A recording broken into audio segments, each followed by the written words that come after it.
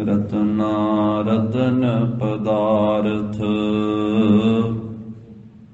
ਬਹੁ ਸਾਗਰ ਭਰਿਆ ਰਾਮ। ਬਾਣੀ ਗੁਰ ਬਾਣੀ ਲਾਗੇ ਤਿਨ ਹੱਥ ਚੜਿਆ ਰਾਮ। ਗੁਰਬਾਣੀ ਲਾਗੇ ਤਿਨ ਹੱਥ ਚੜਿਆ ਨਿਰਮੋਲਕ ਰਤਨ ਅਪਾਰਾ। ਹਰ ਹਰ ਨਾਮ ਅਤੋਲਕ ਪਾਇਆ ਤੇਰੀ ਭਗਤ ਭਰੇ ਭੰਡਾਰਾ। ਸਮੁੰਦ ਵਿਰੋਲ ਸਰੀਰ ਹਮ ਦੇਖਿਆ ਇਕ ਵਸਤ ਅਨੂਪ ਦਿਖਾਈ। ਗੁਰ ਗੋਵਿੰਦ ਗੋਵਿੰਦ ਗੁਰੂ ਹੈ ਨਾਨਕ ਭੇਦ ਨਾ ਪਾਈ। ਬਾਣੀ ਗੁਰੂ ਗੁਰੂ ਹੈ ਬਾਣੀ ਵਿੱਚ ਬਾਣੀ ਅੰਮ੍ਰਿਤ ਸਾਰੇ। ਗੁਰ ਬਾਣੀ ਕਹੈ ਸੇਵਕ ਜਨ ਮਾਨੈ ਪਰਤਖ ਗੁਰੂ ਨਿਸਤਾਰੇ। ਗਿਆਨ ਧਿਆਨ ਕਿਛ ਕਰਮ ਨ ਜਾਣਾ ਸਾਰ ਨ ਜਾਣਾ ਤੇਰੀ। ਸਭ ਤੇ ਵੱਡਾ ਸਤਿਗੁਰ ਨਾਨਕ ਜਿਨ ਕਲ ਰਾਖੀ ਮੇਰੀ। ਸਭ ਤੇ ਵੱਡਾ ਸਤਿਗੁਰ ਨਾਨਕ ਜਿਨ ਕਲ ਰਾਖੀ ਮੇਰੀ। ਸਤਨਾਮ ਸ੍ਰੀ ਵਾਹਿਗੁਰੂ ਸਾਹਿਬ ਜੀ। ਰਾਗ ਰਾਮ ਕਲੀ ਮਹੱਲਾ ਪੰਜਵਾ। ਰਣ ਝੁੰਝਨੜਾ ਗਾਓ ਸਖੀ ਹਰ ਏਕ ਧਿਆਵਹੁ। ਸਤਿਗੁਰ ਤੁਮ ਸੇਵ ਸਖੀ ਮਨ ਚਿੰਦਿਆੜਾ ਫਲ ਪਾਵਹੁ। ਰਣ ਝੁੰਝਨੜਾ ਗਾਓ ਸਖੀ ਹਰ ਏਕ ਧਿਆਵਹੁ। ਸਤਿਗੁਰ ਤੁਮ ਸੇਵ ਸਖੀ ਮਨ ਚਿੰਦਿਆੜਾ ਫਲ ਪਾਵਹੁ।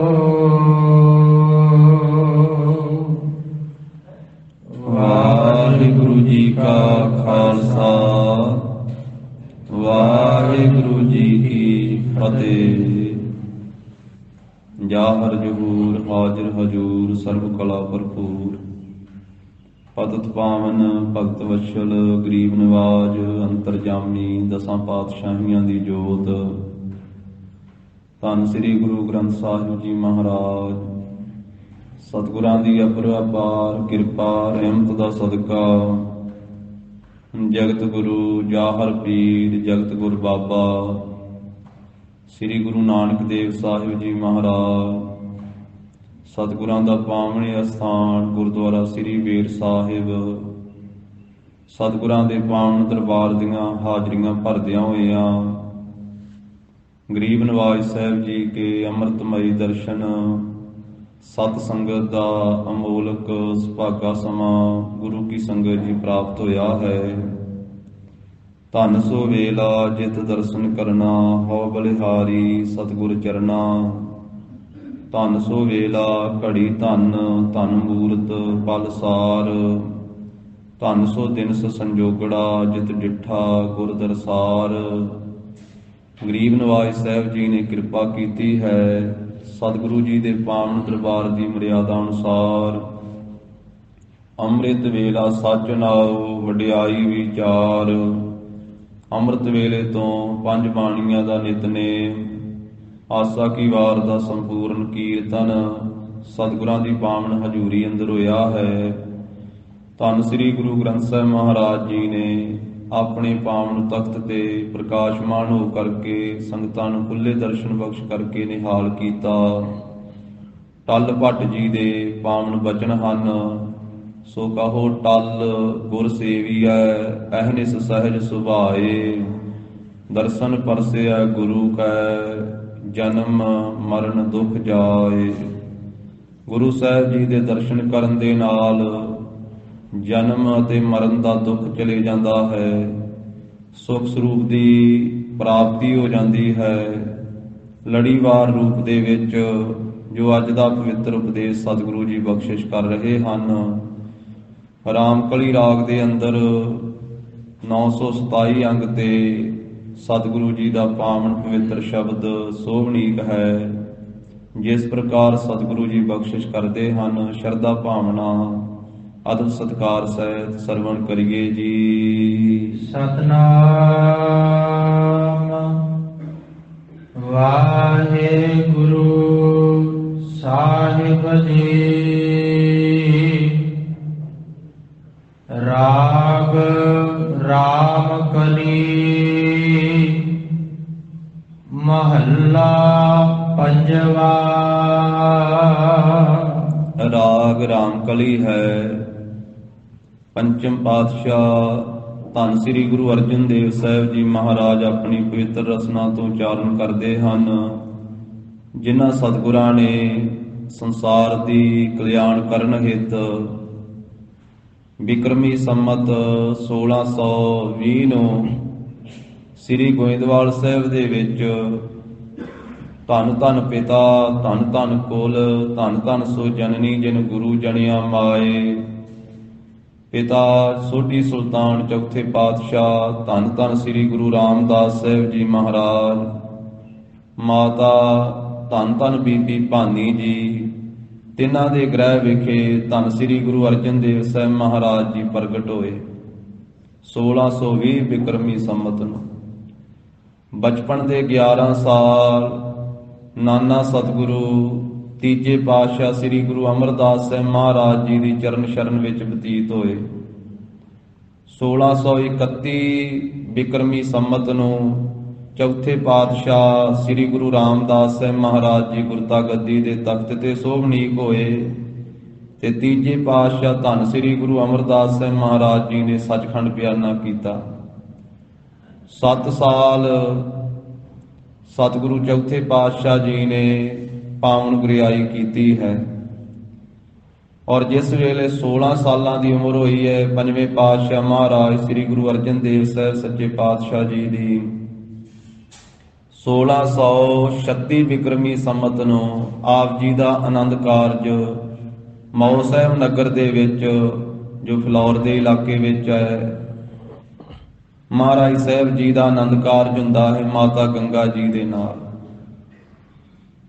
ਔਰ 18 ਸਾਲ ਦੀ ਸਰੀਰ ਕਾਰਬਲਾ ਦੇ ਵਿੱਚ ਆਪ ਗੁਰਤਾ ਗੱਦੀ ਦੇ ਤਖਤ ਤੇ ਸੋਭਨੀਕ ਹੁੰਦੇ ਹਨ। 1638 ਬਿਕਰਮੀ ਸੰਮਤ ਨੂੰ ਸ੍ਰੀ ਅੰਮ੍ਰਿਤਸਰ ਸਾਹਿਬ ਦੇ ਵਿੱਚ ਚੌਥੇ ਪਾਤਸ਼ਾਹ ਜੀ ਨੂੰ ਗੁਰਿਆਈ ਦਾ ਤਖਤ ਬਖਸ਼ਦੇ ਹਨ। ਜਦੋਂ ਸ੍ਰੀ ਅੰਮ੍ਰਿਤਸਰ ਸਾਹਿਬ ਦਾ ਨਾਮ ਗੁਰੂ ਕਾ ਚੱਕ ਸੀ ਔਰ ਆਪ ਜੀ ਨੇ 18 ਸਾਲ ਦੀ ਸਰੀਰ ਕਾਰਬਲਾ ਦੇ ਵਿੱਚ ਗੁਰਿਆਈ ਦੇ ਤਖਤ ਤੇ ਸੋਭਨੀਕ ਹੋ ਕਰਕੇ ਜਿੱਥੇ ਬੇਅੰਤ ਬਾਣੀ ਆਪਣੀ ਰਸਨਾ ਤੋਂ ਉਚਾਰਨ ਕੀਤੀ, ਉੱਥੇ ਬੇਅੰਤ ਹੀ ਮਹਾਰਾਜ ਸਾਹਿਬ ਜੀ ਨੇ ਪਰਉਪਕਾਰ ਸੇਵਾਵਾਂ ਕੀਤੀਆਂ। ਸਰੋਵਰ ਸਾਹਿਬਾਂ ਨੂੰ ਬਣਾਉਣਾ, ਸ੍ਰੀ ਅੰਮ੍ਰਿਤਸਰ ਸਰੋਵਰ ਸਾਹਿਬ ਨੂੰ ਪੱਕਿਆਂ ਕਰਵਾਉਣਾ, ਸ੍ਰੀ ਸੰਤੋਖਸਰ ਸਾਹਿਬ ਨੂੰ, ਔਰ ਇਸੇ ਤਰ੍ਹਾਂ ਸ੍ਰੀ ਤਰਨਤਾਰਨ ਸਾਹਿਬ ਵਾਲਾ ਸਰੋਵਰ 1647 ਦੇ ਵਿੱਚ ਮਹਾਰਾਜ ਸਾਹਿਬ ਜੀ ਨੇ ਰਚਨਾ ਕਰਵਾਉਣੀ। ਕਰਤਾਰਪੁਰ ਸਾਹਿਬ ਨਗਰ ਇਹ ਦੁਆਬੇ ਦੇ ਇਲਾਕੇ ਵਿੱਚ ਮਹਾਰਾਜ ਸਾਹਿਬ ਜੀ ਨੇ 1650 ਦੇ ਵਿੱਚ ਵਸਾਉਣਾ ਔਰ ਸ੍ਰੀ ਰਾਮਸਰ ਸਰੋਵਰ ਸਾਹਿਬ ਮਹਾਰਾਜ ਸਾਹਿਬ ਜੀ ਨੇ ਬਣਵਾਉਣਾ। ਉਹਦੇ ਕੰਢੇ ਤੇ ਸਾਰੀ ਬਾਣੀ ਭਾਈ ਗੁਰਦਾਸ ਸਾਹਿਬ ਜੀ ਤੋਂ ਲਿਖਵਾਉਣੀ 1661 ਵਿਕਰਮੀ ਸੰਮਤ। ਔਰ ਇਸੇ ਪ੍ਰਕਾਰ 1604 ਈਸਵੀ ਸਨ ਨੂੰ ਸੱਚਖੰਡ ਸ੍ਰੀ ਹਰਿਮੰਦਰ ਸਾਹਿਬ ਦੇ ਅੰਦਰ ਪਹਿਲਾ ਪ੍ਰਕਾਸ਼ ਕਰਵਾਉਣਾ। ਔਰ ਗਰੀਬ ਨਵਾਜ ਸਾਹਿਬ ਜੀ ਨੇ ਬੇਅੰਤ ਹੀ ਪਰਉਪਕਾਰ ਕੀਤੇ। ਔਰ ਜਦੋਂ ਆਪ ਜੀ ਦੇ ਆਨੰਦ ਕਾਰਜ ਨੂੰ ਲਗਭਗ 15 ਵਰ੍ਹੇ ਹੋ ਚੁੱਕੇ ਸਨ ਔਰ ਆਪ ਜੀ ਦੇ ਗ੍ਰਹਿ ਦੇ ਵਿਖੇ ਕੋਈ ਸੰਤਾਨ ਪ੍ਰਗਟ ਨਹੀਂ ਹੋਈ ਹੈ ਔਰ ਬਾਬੇ ਪ੍ਰਿਥੀ ਚੰਦ ਨੇ ਤੇ ਉਹਨਾਂ ਦੇ ਘਰੋਂ ਬੀਬੀ ਕਰਮੋਂ ਨੇ ਉਹਨਾਂ ਨੇ ਆਪਸ ਵਿੱਚ ਗੱਲਾਂ ਬਾਤਾਂ ਕਰਨੀਆਂ, ਸਲਾਹਾਂ ਕਰਨੀਆਂ। ਬੀਬੀ ਕਰਮੋਂ ਨੇ ਕਹਿਣਾ ਬਾਬੇ ਪ੍ਰਿਥੀ ਚੰਦ ਨੂੰ ਕਿ ਤੁਸੀਂ ਪਿਤਾ ਗੁਰੂ ਰਾਮਦਾਸ ਸਾਹਿਬ ਜੀ ਦੀ ਆਗਿਆ ਨਹੀਂ ਮੰਨੀ, ਇਸੇ ਕਰਕੇ ਤੁਹਾਨੂੰ ਗੁਰਤਾ ਗੱਦੀ ਨਹੀਂ ਪ੍ਰਾਪਤ ਹੋਈ। ਜੇ ਤੁਸੀਂ ਆਗਿਆ ਮੰਨਦੇ ਤੇ ਗੁਰਿਆਈ ਸਾਡੇ ਘਰ ਵਿੱਚ ਆਉਣੀ ਸੀ। ਤੇ ਬਾਬੇ ਪ੍ਰਿਥੀ ਚੰਦ ਨੇ ਕਹਿਣਾ ਕਿ ਫਿਰ ਕੀ ਹੋਇਆ ਜੇ ਮੈਨੂੰ ਗੁਰਿਆਈ ਨਹੀਂ ਮਿਲੀ, ਅੱਗੇ ਮੇਰੇ ਭਰਾ ਦੇ ਘਰ ਵਿੱਚ ਕਿਹੜਾ ਕੋਈ ਸੰਤਾਨ ਹੈ, ਇਸ ਕਰਕੇ ਆਪਣਾ ਪੁੱਤਰ ਹੀ ਗੁਰਤਾ ਗੱਦੀ ਦਾ ਮਾਲਕ ਬਣੇਗਾ। ਔਰ ਇੱਕ ਦਿਨ ਮਾਤਾ ਗੰਗਾ ਜੀ ਨੇ ਸੰਗਤ ਵੱਲੋਂ ਭੇਟ ਕੀਤੇ ਹੋਏ ਦੁਸ਼ਾਲੇ ਉਹ ਕੋਠੇ ਦੇ ਉੱਪਰ ਮਹਿਲਾਂ ਦੇ ਉੱਪਰ ਚੜ੍ਹ ਕਰਕੇ ਸੁੱਕਣੇ ਪਾਉਣੇ। ਉਹਨਾਂ ਨੂੰ ਵੇਖ ਕਰਕੇ ਵੀ ਬੀਬੀ ਕਰਮੋਂ ਨੇ ਬੜੀ ਘਿਰਣਾ ਈਰਖਾ ਕਰਨੀ ਤੇ ਇਸ ਤਰੀਕੇ ਦੇ ਨਾਲ ਗੁਰੂ ਘਰ ਨੂੰ ਕਬੂਲ ਬੋਲਣੇ। ਜੋ ਦਾਸੀ ਦੇ ਰਾਹੀਂ ਮਾਤਾ ਗੰਗਾ ਜੀ ਨੂੰ ਪਤਾ ਲੱਗਣਾ, ਮਾਤਾ ਗੰਗਾ ਜੀ ਨੇ ਫਿਰ ਸਤਿਗੁਰੂ ਪੰਚਮ ਪਾਤਸ਼ਾਹ ਜੀ ਨੂੰ ਬੇਨਤੀ ਕਰਨੀ ਵੀ ਸਤਿਗੁਰੂ ਜੀ ਆਪ ਸਭ ਸੰਸਾਰ ਦੀਆਂ ਝੋਲੀਆਂ ਭਰਦੇ ਹੋ, ਸਭ ਨੂੰ ਆਪ ਦੁੱਧ ਪੁੱਤ ਦੀ ਦਾਤ ਬਖਸ਼ਿਸ਼ ਕਰਦੇ ਹੋ ਤੇ ਘਰ ਦੀ ਗੋਦੀ ਸਖਣੀ ਹੈ, ਘਰ ਵਿੱਚ ਕੋਈ ਸੰਤਾਨ ਨਹੀਂ ਹੈ, ਕਿਰਪਾ ਕਰੋ। ਸੋ ਸ਼ਰੀਕ ਤਾਨੇ ਮਿਹਣੇ ਦਿੰਦੇ ਹਨ ਤਾਂ ਸਤਿਗੁਰੂ ਪੰਚਮ ਪਾਤਸ਼ਾਹ ਮਹਾਰਾਜ ਸ਼ਾਂਤ ਸਰੂਪ ਗੈਰ ਗੰਭੀਰ ਸਤਿਗੁਰੂ ਗਰੀਬ ਨਵਾਜ ਸਾਹਿਬ ਜੀ ਨੇ ਕਹਿਣਾ ਕਿ ਸਤਿਗੁਰੂ ਨਾਨਕ ਦੇਵ ਸਾਹਿਬ ਮਹਾਰਾਜ ਦੇ ਪਿਆਰੇ ਸਿੱਖ ਬ੍ਰਹਮ ਗਿਆਨੀ ਗੁਰਸਿੱਖ ਬਾਬਾ ਬੁੱਢਾ ਸਾਹਿਬ ਜੀ, ਉਹਨਾਂ ਦੀ ਸੇਵਾ ਕਰੋ। ਬਾਬਾ ਬੁੱਢਾ ਸਾਹਿਬ ਜੀ ਅਰਦਾਸ ਕਰਨਗੇ, ਉਹ ਬਚਨ ਕਰਨਗੇ ਤੇ ਆਪਣੇ ਘਰ ਵਿੱਚ ਸੰਤਾਨ ਪੈਦਾ ਹੋਵੇਗੀ, ਆਪਾਂ ਨੂੰ ਪੁੱਤਰ ਦੀ ਪ੍ਰਾਪਤੀ ਹੋਵੇਗੀ। ਸਭ ਕੁਝ ਕਰਨ ਕਰਾਉਣ ਵਾਲੇ ਧੰਨ ਗੁਰੂ ਅਰਜਨ ਦੇਵ ਸਾਹਿਬ, ਸੰਸਾਰ ਦੀਆਂ ਝੋਲੀਆਂ ਭਰਨ ਵਾਲੇ ਗੁਰੂ ਅਰਜਨ ਦੇਵ ਸਾਹਿਬ ਮਹਾਰਾਜ। ਪਰ ਇਹ ਮੁੱਢ ਕਦੀਮ ਦਾ ਨਿਯਮ ਹੈ, ਇਹ ਸਾਧ ਸੰਗਤ ਜੀ ਬਿਰਧ ਹੈ, ਇਹ ਧਰਮ ਹੈ ਵਾਹਿਗੁਰੂ ਪਰਮੇਸ਼ਰ ਜੀ ਦਾ ਕਿ ਭਗਤ ਭਗਵਾਨ ਦੀ ਉਸਤਤੀ ਕਰਦੇ ਆ ਤੇ ਭਗਵਾਨ ਆਪਣੇ ਭਗਤਾਂ ਦੀ ਮਹਿਮਾ ਕਰਾਉਂਦੇ ਆ। ਸਿੱਖ ਗੁਰੂ ਸਾਹਿਬ ਜੀ ਦੀ ਉਸਤਤੀ ਕਰਦੇ ਆ ਤੇ ਗੁਰੂ ਸਾਹਿਬ ਜੀ ਆਪਣੇ ਸਿੱਖਾਂ ਦੀ ਵਡਿਆਈ ਪ੍ਰਗਟ ਕਰਦੇ ਆ। ਇਹ ਐਸੀ ਗੂੜੀ ਪ੍ਰੀਤ ਹੈ, ਐਸੀ ਗੂੜੀ ਸਾਂਝ ਹੈ, ਤਾਣੇ ਪੇਟੇ ਦਾ ਸੰਬੰਧ ਹੈ। ਇਸ ਨੂੰ ਆਖਿਆ ਹੈ ਹਰ ਹਰ ਜਨ ਦੋਈ ਏਕ ਹੈ, ਵਿਭ ਵਿਚਾਰ ਕਛ ਨਾਹਿ, ਜਲ ਤੇ ਉਪਜ ਤਰੰਗ ਜਿਉ ਜਲ ਹੀ ਬਿਖੈ ਸਮਾਹਿ। ਜਿਨ੍ਹਾਂ ਨਾ ਵਿਸਰੈ ਨਾਮ ਸੇ ਕਨੇਹਿਆ, ਭੇਦ ਨਾ ਜਾਣਹੁ ਮੂਲ ਸਾਈਂ ਜੇਹਿਆ। ਗੁਰੂ ਸਾਹਿਬ ਧੰਨ ਗੁਰੂ ਅਰਜਨ ਦੇਵ ਸਾਹਿਬ ਮਹਾਰਾਜ ਜੀ ਆਪਣੇ ਧਰਮ ਪਤਨੀ ਮਹਿਲ ਮਾਤਾ ਗੰਗਾ ਜੀ ਨੂੰ ਬਾਬਾ ਬੁੱਢਾ ਸਾਹਿਬ ਜੀ ਦੀ ਸੇਵਾ ਕਰਨ ਵਾਸਤੇ ਭੇਜਦੇ ਕਿ ਉਹਨਾਂ ਦੇ ਕੋਲੋਂ ਬਚਨ ਲਓ, ਉਹਨਾਂ ਦੇ ਕੋਲੋਂ ਅਰਦਾਸ ਕਰਾਓ। ਜਦੋਂ ਪਹਿਲੇ ਦਿਨ ਜਾਂਦੇ ਆ ਤੇ ਮਾਤਾ ਗੰਗਾ ਜੀ ਤਿਆਰ ਹੋ ਕਰਕੇ, ਨਾਲ ਸਿੱਖ ਵੀ ਆ, ਦਾਸ ਆ, ਦਾਸੀਆਂ ਵਾ, ਰੱਥ ਤੇ ਸਵਾਰ ਹੋ ਕੇ ਜਾਂਦੇ, ਨਾਲ ਗੱਡੇ ਜਾਂਦੇ। ਸ੍ਰੀ ਅੰਮ੍ਰਿਤਸਰ ਸਾਹਿਬ ਤੋਂ ਬੀੜ ਸਾਹਿਬ ਵਾਲੇ ਸਥਾਨ ਤੇ ਜਿੱਥੇ ਬਾਬਾ ਜੀ ਗੁਰੂ ਘਰ ਦੀ ਖੇਤੀ ਕਰਾਉਂਦੇ ਸੀ, ਗੁਰੂ ਘਰ ਦੇ ਪਸ਼ੂ ਮੱਝਾਂ ਗਾਵਾਂ ਘੋੜੇ ਸਾਂਭਿਆ ਕਰਦੇ ਸਨ। ਜਦੋਂ ਜਾਣਾ ਉੱਥੇ ਮਾਤਾ ਜੀ ਨੇ ਉਹ ਬਲਦਾਂ ਦੇ ਤੇ ਘੋੜਿਆਂ ਦੇ ਜਿਸ ਵੇਲੇ ਘੁੰਗਰੂ ਛਣਕਦੇ ਜਾਣੇ, ਪੌੜਾਂ ਦੀ ਆਵਾਜ਼ ਆਉਣੀ, ਸੁੰਮਾਂ ਦੀ ਪੈਰਾਂ ਦੀ, ਗੱਡਿਆਂ ਦੇ ਪਹੀਆਂ ਦੀ ਆਵਾਜ਼ ਆਉਣੀ, ਤਾਂ ਉਹ ਪੰਛੀਆਂ ਨੇ ਉੱਡਣਾ ਔਰ ਘੱਟਾ ਜਿਹੜਾ ਸੀ ਕੱਚੇ ਰਾਹ ਤੋਂ ਉੱਡ ਕੇ ਆਕਾਸ਼ ਨੂੰ ਜਾਣਾ। ਬਾਬਾ ਜੀ ਫਸਲਾਂ ਦੇ ਵਿੱਚ ਖੇਤੀ ਦਾ ਕਾਰਜ ਕਰਵਾ ਰਹੇ ਸੀ, ਨਾਲ ਦੇ ਸਿੱਖਾਂ ਨੂੰ ਕਹਿਣਾ ਵੀ ਇਧਰਲੇ ਪਾਸੇ ਕੀ ਗੱਲ ਹੈ, ਪੰਛੀ ਇੰਨੇ ਕਿਉਂ ਉੱਡੇ ਆ, ਇਹ ਘੱਟਾ ਕਿਵੇਂ ਆਕਾਸ਼ ਵੱਲ ਨੂੰ ਜਾ ਰਿਹਾ ਹੈ। ਗੁਰਸਿੱਖਾਂ ਨੇ ਕਹਿਣਾ ਬਾਬਾ ਜੀ ਗੁਰੂ ਕੇ ਆਏ ਆ, ਗੁਰੂ ਕੇ ਆਏ ਹੋਏ ਹਨ। ਭਾਵ ਗੁਰੂ ਸਾਹਿਬ ਜੀ ਦੇ ਮਹਿਲ ਤੇ ਨਾਲ ਦਾਸ ਦਾਸੀਆਂ ਮਾਤਾ ਗੰਗਾ ਜੀ ਤੇ ਸੁਭਾਵਕ ਹੀ ਬਚਨ ਕੀਤਾ। ਕਹਿਣ ਲੱਗੇ ਗੁਰੂ ਕਿਆਂ ਨੂੰ ਕਿਧਰੋਂ ਭਾਜਣਾ ਪਈਆਂ ਹੋਈਆਂ। ਉਸ ਵੇਲੇ ਮਾਤਾ ਜੀ ਪ੍ਰਸ਼ਾਦਾ ਲੈ ਕੇ ਗਏ ਸੀ, ਬੇਨਤੀ ਵੀ ਕੀਤੀ, ਪਰ ਆਪ ਜੀ ਨੇ ਟਾਲ ਮਟੋਲਾ ਜੇ ਕਰ ਦਿੱਤਾ। ਕਹਿਣ ਲੱਗੇ ਕਿ ਮਾਤਾ ਜੀ ਮੈਂ ਕੌਣ ਆ? ਮੈਂ ਤਾਂ ਗੁਰੂ ਅਰਜਨ ਦੇਵ ਸਾਹਿਬ ਮਹਾਰਾਜ ਦਾ ਦਾਸ ਹਾਂ, ਸੇਵਕ ਹਾਂ। ਮਾਤਾ ਜੀ ਖਾਲੀ ਵਾਪਸ ਗਏ। ਸ਼ਾਮਾਂ ਨੂੰ ਜਦੋਂ ਸੇਵਾ ਕਰਾਉਂਦੇ ਹੋਏ ਪੰਜਵੇਂ ਪਾਤਸ਼ਾਹ ਘਰ ਵਿੱਚ ਆਏ ਤੇ ਮਾਤਾ ਜੀ ਨੂੰ ਪੁੱਛਿਆ, ਆਪਣੇ ਧਰਮ ਪਤਨੀ ਮਹਿਲ ਸਾਡੇ ਪੂਜਨੀਕ ਸਤਿਕਾਰਯੋਗ ਮਾਤਾ ਜੀ ਨੂੰ, ਮਾਤਾ ਗੰਗਾ ਜੀ ਨੂੰ, ਕਿ ਅੱਜ ਤੁਸੀਂ ਬਾਬਾ ਬੁੱਢਾ ਸਾਹਿਬ ਜੀ ਦੀ ਸੇਵਾ 'ਚ ਗਏ ਸੀ, ਕੀ ਉਹਨਾਂ ਨੇ ਬਚਨ ਕੀਤਾ? ਕਹਿਣ ਲੱਗੇ ਬਚਨ ਤਾਂ ਕੋਈ ਨਹੀਂ ਕੀਤਾ, ਪਰ ਇਸ ਤਰ੍ਹਾਂ ਕਹਿ ਦਿੱਤਾ ਸੀ ਵੀ ਗੁਰੂ ਕਿਆਂ ਨੂੰ ਕਿਧਰੋਂ ਭਾਜੜਾਂ ਪਈਆਂ। ਸੁਣਿਆ ਹੈ ਦਾਸਾਂ ਦੇ ਪਾਸੋਂ, ਸੁਭਾਵਕ ਕਹਿੰਦੇ ਉਹਨਾਂ ਨੇ ਇਸ ਤਰ੍ਹਾਂ ਬਚਨ ਕਹਿ ਦਿੱਤਾ। ਪੁੱਛਿਆ ਕਿਵੇਂ ਗਏ ਸੀ? ਆਖਿਆ ਜੀ ਦਾਸ ਦਾਸੀਆਂ ਨਾਲ ਗਏ ਸੀ, ਰੱਥ ਤੇ ਸਵਾਰ ਹੋ ਕਰਕੇ। ਕਹਿੰਦੇ ਇਸ ਤਰ੍ਹਾਂ ਨਹੀਂ ਸੀ ਜਾਣਾ। ਬਾਬਾ ਬੁੱਢਾ ਸਾਹਿਬ ਦੇ ਰਸਨਾ ਤੋਂ ਜੋ ਬਚਨ ਨਿਕਲਿਆ ਉਹ ਪੂਰਾ ਹੋਵੇਗਾ। ਜਦੋਂ ਕੁਝ ਲੈਣ ਵਾਸਤੇ ਜਾਈਏ, ਕੁਝ ਮੰਗਣ ਵਾਸਤੇ ਜਾਈਏ ਤੇ ਫਿਰ ਵੱਡੇ ਬਣ ਕੇ ਨਹੀਂ ਜਾਈਦਾ, ਫਿਰ ਛੋਟੇ ਬਣ ਕੇ ਜਾਈਦਾ। ਫਿਰ ਉੱਚੇ ਹੋ ਕੇ ਨਹੀਂ ਜਾਈਦਾ, ਫਿਰ ਨੀਵੇਂ ਹੋ ਕੇ ਜਾਈਦਾ। ਫਿਰ ਆਖਿਆ ਸਤਿਗੁਰੂ ਜੀ ਤੁਸੀਂ ਕਿਰਪਾ ਕਰਕੇ ਸਮੱਤ ਬਖਸ਼ੋ। ਕਹਿਣ ਲੱਗੇ ਅੰਮ੍ਰਿਤ ਵੇਲੇ ਇਸ਼ਨਾਨ ਕਰਕੇ, ਸਾਦੇ ਵਸਤਰ ਪਹਿਨ ਕੇ, ਆਪਣੇ ਹੱਥੀਂ ਪ੍ਰਸ਼ਾਦੇ ਤਿਆਰ ਕਰਕੇ ਤੇ ਆਪ ਨੰਗੇ ਪੈਰੀ ਤੁਰ ਕੇ ਜਾਓ। ਮਾਤਾ ਜੀ ਨੇ ਰਾਤ ਨੂੰ ਦਹੀਂ ਜਮਾਇਆ, ਅੰਮ੍ਰਿਤ ਵੇਲੇ ਆਪਣੇ ਹੱਥੀਂ ਸਾਧ ਸੰਗਤ ਜੀ ਚੱਕੀ ਗੇੜ ਕੇ ਦਾਣੇ ਪੀਸੇ, ਮਿੱਸੇ ਪ੍ਰਸ਼ਾਦੇ ਤਿਆਰ ਕੀਤੇ, ਚੰਗੀ ਤਰ੍ਹਾਂ ਘਿਓ ਨਾਲ ਚੋਪੜੇ, ਨਾਲ ਦਹੀਂ ਲੱਸੀ ਲਿਆ ਔਰ ਇਸੇ ਪ੍ਰਕਾਰ ਦੇ ਨਾਲ ਨਾਲ ਗੰਢੇ ਲਏ, ਅਚਾਰ ਲਿਆ।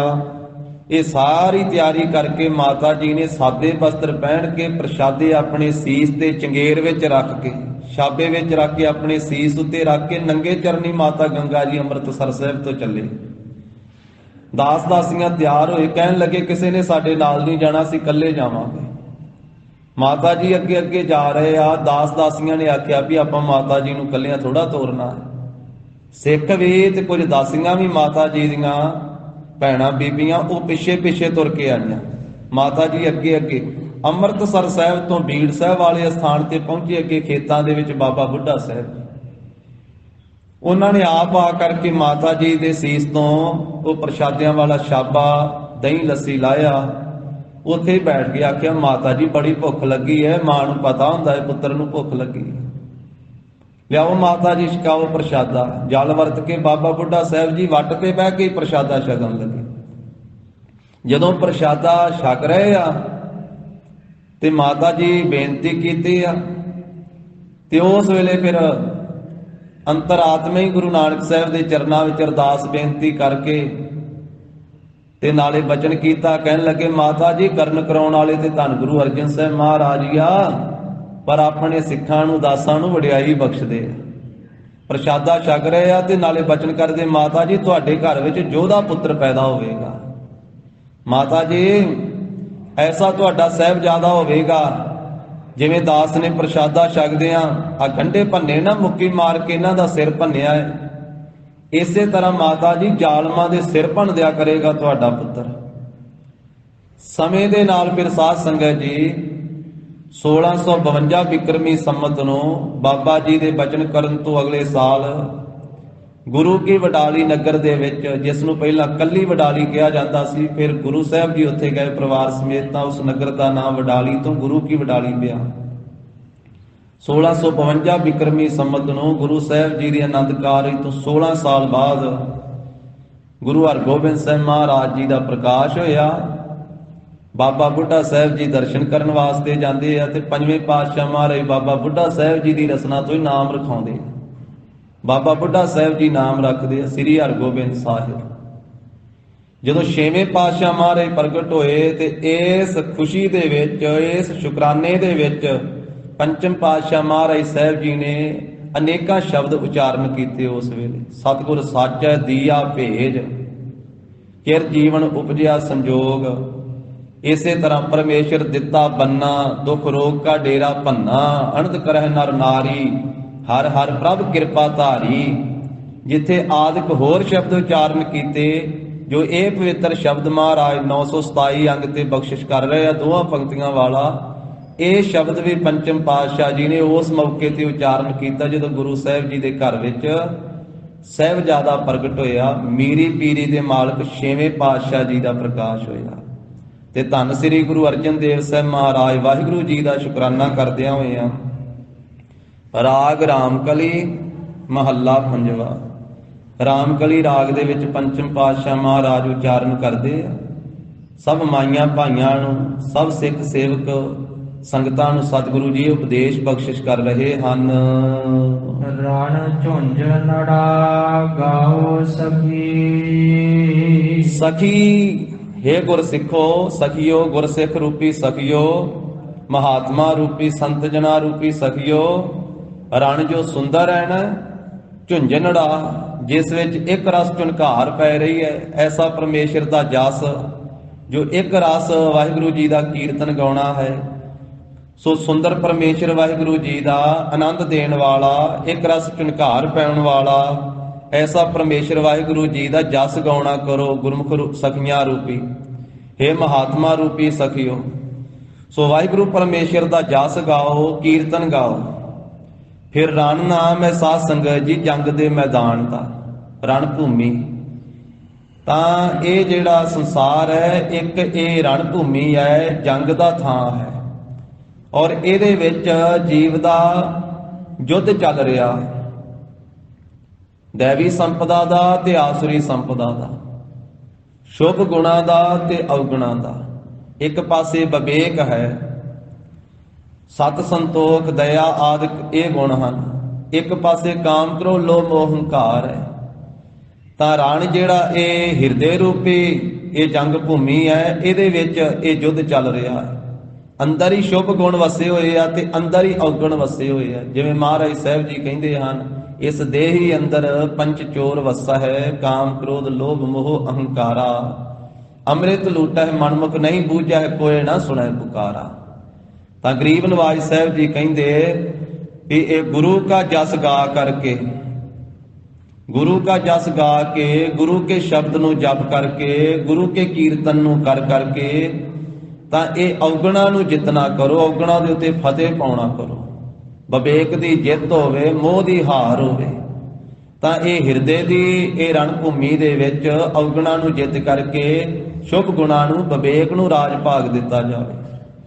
ਔਰ ਇਸੇ ਪ੍ਰਕਾਰ ਹੰਕਾਰ ਦੇ ਤਰਫੋਂ, ਅਗਿਆਨਤਾ ਦੇ ਤਰਫੋਂ ਇਹਨਾਂ ਨੂੰ ਹਰਾ ਕਰਕੇ, ਹੰਕਾਰ ਵੱਲੋਂ, ਹਉਮੈ ਹੰਕਤਾ ਵੱਲੋਂ ਮਰ ਕਰਕੇ, ਨਿਮਰਤਾ ਵਿੱਚ ਹੋ ਕਰਕੇ ਤੇ ਇਹ ਜੀਵਨ ਜਿਹੜਾ ਹੈ ਇੱਕ ਜੰਗ ਹੈ, ਇੱਕ ਯੁੱਧ ਦਾ ਅਖਾੜਾ ਹੈ। ਇਹਦੇ ਵਿੱਚ ਆਪਣੇ ਜੀਵਨ ਦੀ ਬਾਜੀ ਜਿੱਤ ਕੇ ਜਾਣੀ ਹੈ। ਤਾਂ ਮਹਾਰਾਜ ਸਾਹਿਬ ਜੀ ਨੇ ਬਚਨ ਕੀਤਾ ਵੀ ਜਿੱਤਣਾ ਕੀ ਹੈ, ਆਪਣੇ ਆਪ ਨੂੰ ਜਿੱਤਣਾ ਹੀ ਅਸਲ ਜਿੱਤਣਾ ਹੈ। ਹੋਰ ਕੋਈ ਸੰਸਾਰ ਦੇ ਵਿੱਚ ਅਨੇਕ ਪ੍ਰਕਾਰ ਦੀ ਜਿੱਤ ਹੁੰਦੀ ਹੈ, ਅਨੇਕ ਪ੍ਰਕਾਰ ਦੀ ਹਾਰ ਹੈ। ਕਈ ਖੇਡਾਂ ਖੇਡੀਆਂ ਜਾਂਦੀਆਂ, ਕਹਿੰਦੇ ਇਹ ਜਿੱਤ ਗਿਆ, ਇਹ ਹਾਰ ਗਿਆ, ਕਈ ਤਰੀਕੇ ਦੇ ਨਾਲ। ਪਰ ਅਸਲ ਵਿੱਚ ਜਿੱਤਣਾ ਕੀ ਹੈ? ਮਹਾਰਾਜ ਕਹਿੰਦੇ ਭਾਈ ਆਪਣੇ ਜੀਵਨ ਦੀ ਬਾਜੀ ਨੂੰ ਜਿੱਤਣਾ ਹੈ। ਉਹ ਕਿਵੇਂ ਜਿੱਤਣਾ ਹੈ? ਸਤਿਗੁਰੂ ਕਹਿੰਦੇ ਔਗਣਾ ਵੱਲੋਂ ਇਹ ਜਿਹੜਾ ਫਤਿਹ ਹਾਸਲ ਕਰਨੀ ਹੈ ਨਾ, ਵਿਕਾਰਾਂ ਨੂੰ ਖਤਮ ਕਰਨਾ, ਔਗਣਾ ਨੂੰ ਫਤਿਹ ਕਰਨਾ, ਆਪਣੇ ਮਨ ਨੂੰ ਜਿੱਤਣਾ ਹੈ ਵਿਸ਼ਿਆਂ ਵੱਲੋਂ, ਕਾਮ ਕ੍ਰੋਧ ਲੋਭ ਮੋਹ ਹੰਕਾਰ ਝੂਠ ਨਿੰਦਿਆ ਚੁਗਲੀ ਵੱਲੋਂ, ਸ਼ਬਦ ਸਪਰਸ਼ ਰੂਪ ਰਸ ਗੰਧ ਵੱਲੋਂ, ਇਹੀ ਜਿੱਤਣਾ ਹੈ। ਗਰੀਬ ਨਵਾਜ ਸਾਹਿਬ ਜੀ ਨੇ ਜਿਵੇਂ ਬਚਨ ਕੀਤੇ ਜਪਜੀ ਸਾਹਿਬ 'ਚ, ਮਨ ਜੀਤਾ ਹੈ ਜਗ ਜੀਤ, ਮਨ ਨੂੰ ਜਿੱਤਣਾ ਹੀ ਜਗ ਨੂੰ ਜਿੱਤਣਾ ਹੈ। ਤੇ ਭਰਤਰੀ ਜੀ ਨੇ ਵੀ ਬਚਨ ਕੀਤਾ, ਉਹ ਕਹਿੰਦੇ ਵੀ ਜਿਸ ਨੇ ਮਨ ਰੂਪੀ ਦੁਸ਼ਮਣ ਨੂੰ ਜਿੱਤ ਲਿਆ, ਉਹਨੇ ਸਾਰੇ ਦੁਸ਼ਮਣ ਹੀ ਜਿੱਤ ਲਏ। ਜਿਸ ਨੇ ਮਨ ਰੂਪੀ ਰਾਜੇ ਨੂੰ ਜਿੱਤ ਲਿਆ, ਉਸਨੇ ਸਾਰੇ ਰਾਜੇ ਹੀ ਜਿੱਤ ਲਏ। ਜਿਵੇਂ ਰਾਜੇ ਤੇ ਰਾਜੇ ਦਾ ਯੁੱਧ ਹੁੰਦਾ ਨਾ, ਇੱਕ ਰਾਜਾ ਜਿੱਤ ਜਾਂਦਾ, ਇੱਕ ਹਾਰ ਜਾਂਦਾ। ਦੇਸ਼ਾਂ ਦਾ ਇੱਕ ਦੂਸਰੇ ਨਾਲ ਯੁੱਧ ਹੁੰਦਾ ਹੈ। ਰਾਜੇ ਪਿਛਲੇ ਸਮੇਂ 'ਚ ਹੋਰ ਤਰੀਕੇ ਦਾ ਯੁੱਧ ਹੁੰਦਾ ਸੀ। ਫੌਜਾਂ ਹੁੰਦੀਆਂ ਸੀ ਚਾਰ ਪ੍ਰਕਾਰ ਦੀਆਂ, ਹਾਥੀਆਂ ਵਾਲੀ ਫੌਜ, ਘੋੜਿਆਂ ਵਾਲੀ ਫੌਜ, ਰੱਥਾਂ ਵਾਲੀ ਫੌਜ, ਪੈਦਲ ਫੌਜ। ਇਹ ਚਾਰ ਪ੍ਰਕਾਰ ਦੀਆਂ ਫੌਜਾਂ ਹੁੰਦੀਆਂ ਸੀ, ਜਿਹਦਾ ਜ਼ਿਕਰ ਗੁਰਬਾਣੀ ਵਿੱਚ ਵੀ ਆਇਆ ਹੈ। ਤੇ ਉਹ ਆਪਸ ਵਿੱਚ ਇੱਕ ਰਾਜਾ ਦੂਜੇ ਰਾਜੇ ਨਾਲ ਯੁੱਧ ਕਰਦਾ ਸੀ, ਇੱਕ ਜਿੱਤ ਜਾਂਦਾ ਸੀ, ਇੱਕ ਹਾਰ ਜਾਂਦਾ ਸੀ। ਕਈ ਯੁੱਧ ਹੋਏ, ਇੱਕ ਹੋਇਆ। ਤੇ ਅੱਜ ਕੱਲ ਹੋਰ ਤਰੀਕੇ ਦਾ ਯੁੱਧ ਹੁੰਦਾ ਹੈ। ਅੱਜ ਕੱਲ ਉਹ ਵੋਟਾਂ ਪੈ ਕਰਕੇ ਯੁੱਧ ਹੁੰਦਾ ਹੈ, ਕੋਈ ਜਿੱਤ ਜਾਂਦਾ, ਕੋਈ ਹਾਰ ਜਾਂਦਾ ਹੈ। ਪਰ ਇਹ ਜਿੱਤਣਾ ਹਾਰਨਾ ਕੋਈ ਬਹੁਤਾ ਮਾਇਨੇ ਨਹੀਂ ਰੱਖਦਾ ਹੈ। ਸਤਿਗੁਰੂ ਕਹਿੰਦੇ ਜਿਹੜਾ ਵਿਕਾਰਾਂ ਵੱਲੋਂ ਆਪਣੇ ਮਨ ਨੂੰ ਜਿੱਤਣਾ ਨਾ, ਅਸਲ ਵਿੱਚ ਇਹ ਜਿੱਤਣਾ ਹੈ। ਪਰ ਮਨ ਜੀਤੈ ਜਗ ਜੀਤ। ਤਾਂ ਭਰਤਰੀ ਜੀ ਕਹਿੰਦੇ ਵੀ ਜਿਹਦਾ ਮਨ ਰੂਪੀ ਰਾਜਾ ਜਿੱਤਿਆ ਗਿਆ ਨਾ, ਉਹਨੇ ਸਾਰੇ ਰਾਜੇ ਜਿੱਤ ਲਏ, ਤੇ ਜਿਹਦਾ ਮਨ ਰੂਪੀ ਰਾਜਾ ਨਹੀਂ ਜਿੱਤਿਆ ਗਿਆ, ਉਹਨੇ ਜਾਣੋ ਕੋਈ ਨਹੀਂ ਰਾਜਾ ਜਿੱਤਿਆ। ਜਿਹਦਾ ਮਨ ਰੂਪੀ ਦੁਸ਼ਮਣ ਜਿੱਤਿਆ ਗਿਆ, ਉਹਨੇ ਸਾਰੇ ਦੁਸ਼ਮਣ ਜਿੱਤ ਲਏ, ਕਿਉਂਕਿ ਸਭ ਤੋਂ ਵੱਡਾ ਮਨੁੱਖ ਦਾ ਦੁਸ਼ਮਣ ਉਹਦਾ ਮਨ ਹੀ ਹੈ, ਹੋਰ ਕੋਈ ਦੁਸ਼ਮਣ ਨਹੀਂ ਹੈ। ਗਰੀਬ ਨਵਾਜ ਸਾਹਿਬ ਜੀ ਨੇ ਇਸੇ ਕਰਕੇ ਆਖਿਆ ਵੀ ਮਨ ਉਦੋਂ ਵਸ ਵਿੱਚ ਆਉਂਦਾ ਹੈ ਜਿਸ ਵੇਲੇ ਗੁਰੂ ਸਾਹਿਬ ਜੀ ਦੀ ਪੂਰੀ ਕਿਰਪਾ ਹੋਵੇ, ਨਹੀਂ ਤੇ ਮਨ ਕਾਬੂ ਨਹੀਂ ਆਉਂਦਾ। ਮਨ ਵਸ ਆਵੇ ਨਾਨਕਾ ਜੇ ਪੂਰਨ ਕਿਰਪਾ ਹੋਏ। ਜੇ ਪੂਰੀ ਗੁਰੂ ਕੀ ਕਿਰਪਾ ਹੋ ਜਾਵੇ, ਪੂਰੀ ਗੁਰੂ ਕੀ ਰਹਿਮਤ ਹੋ ਜਾਵੇ ਤੇ ਮਨ ਕਾਬੂ ਆਉਂਦਾ, ਨਹੀਂ ਤੇ ਮਨ ਕਿੱਥੇ ਕਾਬੂ ਆਉਂਦਾ। ਮਨ ਸਾਰਿਆਂ ਨੂੰ ਕਾਬੂ ਕਰ ਲੈਂਦਾ। ਭਰਤਰੀ ਜੀ ਕਹਿੰਦੇ ਮਨ ਰਿਪ ਜੀਤਾ ਸਭ ਰਿਪ ਜੀਤੇ, ਮਨ ਰਿਪ ਜੀਤਾ ਸਭ ਰਿਪ ਜੀਤੇ। ਜਿਹਨੇ ਮਨ ਰੂਪੀ ਰਾਜਾ ਜਿੱਤ ਲਿਆ, ਉਹਨੇ ਸਾਰੇ ਰਾਜੇ ਜਿੱਤ ਲਏ। ਜਿਹਨੇ ਮਨ ਰੂਪੀ ਦੁਸ਼ਮਣ ਜਿੱਤ ਲਿਆ, ਉਹਨੇ ਸਾਰੇ ਦੁਸ਼ਮਣ ਜਿੱਤ ਲਏ। ਪਰ ਜਿਹਦਾ ਮਨ ਰੂਪੀ ਰਾਜਾ ਨਹੀਂ ਜਿੱਤਿਆ ਗਿਆ, ਮਨ ਰੂਪੀ ਦੁਸ਼ਮਣ ਜਿਉਂਦਾ ਹੈ, ਇਹ ਨਹੀਂ ਮਾਰਿਆ ਗਿਆ, ਉਹਦੇ ਜਾਣੋ ਸਾਰੇ ਹੀ ਦੁਸ਼ਮਣ ਜਿਉਂਦੇ ਆ। ਸੁਲਤਾਨਪੁਰ ਸਾਹਿਬ ਦੀ ਧਰਤੀ ਤੇ ਗਰੀਬ ਨਵਾਜ ਸਾਹਿਬ ਜੀ ਨੇ ਆਖਿਆ ਵੀ ਇਹ ਨਵਾਬ ਸਾਹਿਬ, ਤੁਹਾਡਾ ਸਰੀਰ ਹੀ ਮਸੀਤ ਵਿੱਚ ਹੈ, ਤੁਹਾਡਾ ਮਨ ਤਾਂ ਬਹੁਤ ਦੂਰ ਗਿਆ ਹੋਇਆ। ਸਰੀਰ ਕਰਕੇ ਤੁਸੀਂ ਮਸੀਤ ਵਿੱਚ ਹੋ, ਨਮਾਜ਼ ਪੜ੍ਹ ਰਹੇ ਹੋ, ਕਿਰਿਆ ਕਰ ਰਹੇ ਹੋ, ਪਰ ਮਨ ਤਾਂ ਤੁਹਾਡਾ ਕਾਬਲ ਘੁਧਾਰ ਵਿੱਚ ਘੋੜੇ ਖਰੀਦਣ ਗਿਆ ਹੋਇਆ। ਕਾਜੀ ਨੇ ਆਖਿਆ ਜੀ ਮੇਰੇ ਨਾਲ ਪੜ੍ਹ ਲੈਂਦੇ। ਮਹਾਰਾਜ ਕਹਿੰਦੇ ਤੁਹਾਡਾ ਵੀ ਸਰੀਰ ਇੱਥੇ ਹੈ, ਤੁਹਾਡਾ ਵੀ ਮਨ ਮਸੀਤ ਵਿੱਚ ਨਹੀਂ ਹੈ, ਮਨ ਇੱਥੇ ਨਹੀਂ ਹੈ ਜੀ। ਮੇਰਾ ਮਨ ਕਹਿੰਦੇ ਤੇਰਾ ਥੋੜਾ ਜਿਹਾ ਲਾਗੇ ਪਰ ਘਰੇ ਗਿਆ ਹੋਇਆ। ਘੋੜੀ ਉਹਦਾ ਵਛੇਰਾ ਜਿਹੜਾ ਵਾ ਉਹ ਖੂਹੀ ਵਿੱਚ ਨਾ ਡਿੱਗ ਪਵੇ, ਮਨ ਤਾਂ ਉੱਥੇ ਰਾਖੀ ਕਰਦਾ ਫਿਰਦਾ। ਮਨ ਕਾਬੂ ਨਹੀਂ ਆਉਂਦਾ ਛੇਤੀ। ਉਸ ਵੇਲੇ ਮਹਾਰਾਜ ਸਾਹਿਬ ਜੀ ਨੇ ਦੱਸਿਆ ਸੀ, ਫਿਰ ਨਵਾਬ ਵੀ ਮਹਾਰਾਜ ਦੇ ਚਰਨੀ ਪਿਆ, ਕਾਜੀ ਵੀ ਮਹਾਰਾਜ ਸਾਹਿਬ ਦੇ ਚਰਨੀ ਪਿਆ ਕਿ ਸਤਿਗੁਰੂ ਤਾਂ ਅੰਤਰਜਾਮੀ ਹਨ। ਅੰਤਰਜਾਮਤਾ ਦੇ ਨਾਲ ਮਹਾਰਾਜ ਨੇ ਅੰਦਰ ਦੀ ਗੱਲ ਦੱਸ ਦਿੱਤੀ। ਇਸੇ ਇਤਿਹਾਸ ਨੂੰ ਦੁਹਰਾਉਂਦਾ ਹੋਇਆ ਸਥਾਨ ਇਸ ਪਵਿੱਤਰ ਨਗਰੀ ਦੇ ਵਿੱਚ ਗੁਰਦੁਆਰਾ ਸ੍ਰੀ ਅੰਤਰਜਾਮਤਾ ਸਾਹਿਬ ਹੈ। ਮਹਾਰਾਜ ਸਾਹਿਬ ਜੀ ਨੇ ਅੰਦਰ ਦੀ ਗੱਲ ਦੱਸੀ ਤਾਂ ਸਤਿਗੁਰੂ ਪੰਚਮ ਪਾਤਸ਼ਾਹ ਮਹਾਰਾਜ ਕਹਿੰਦੇ ਹਨ ਕਿ ਰਣ ਜੰਗ ਮੈਦਾਨ ਨੂੰ ਝੁੰਝਣੜਾ ਜੋ ਜਿੱਤਣਾ ਹੈ, ਵਿਕਾਰਾਂ ਨੂੰ ਜਿੱਤਣਾ ਹੈ, ਉਹ ਕਿਵੇਂ ਗਾਓ ਸਕੀ। ਵਾਹਿਗੁਰੂ ਪਰਮੇਸ਼ਰ ਦੇ ਜਸ ਨੂੰ ਗਾ ਕਰਕੇ ਇਹ ਸਖੀਓ ਇਹਨਾਂ ਵਿਕਾਰਾਂ ਦੇ ਉੱਤੇ ਫਸੇ ਹਾਸਲ ਪਾਉਣਾ ਕਰੋ, ਜਿੱਤ ਹਾਸਲ ਕਰਨਾ ਕਰੋ।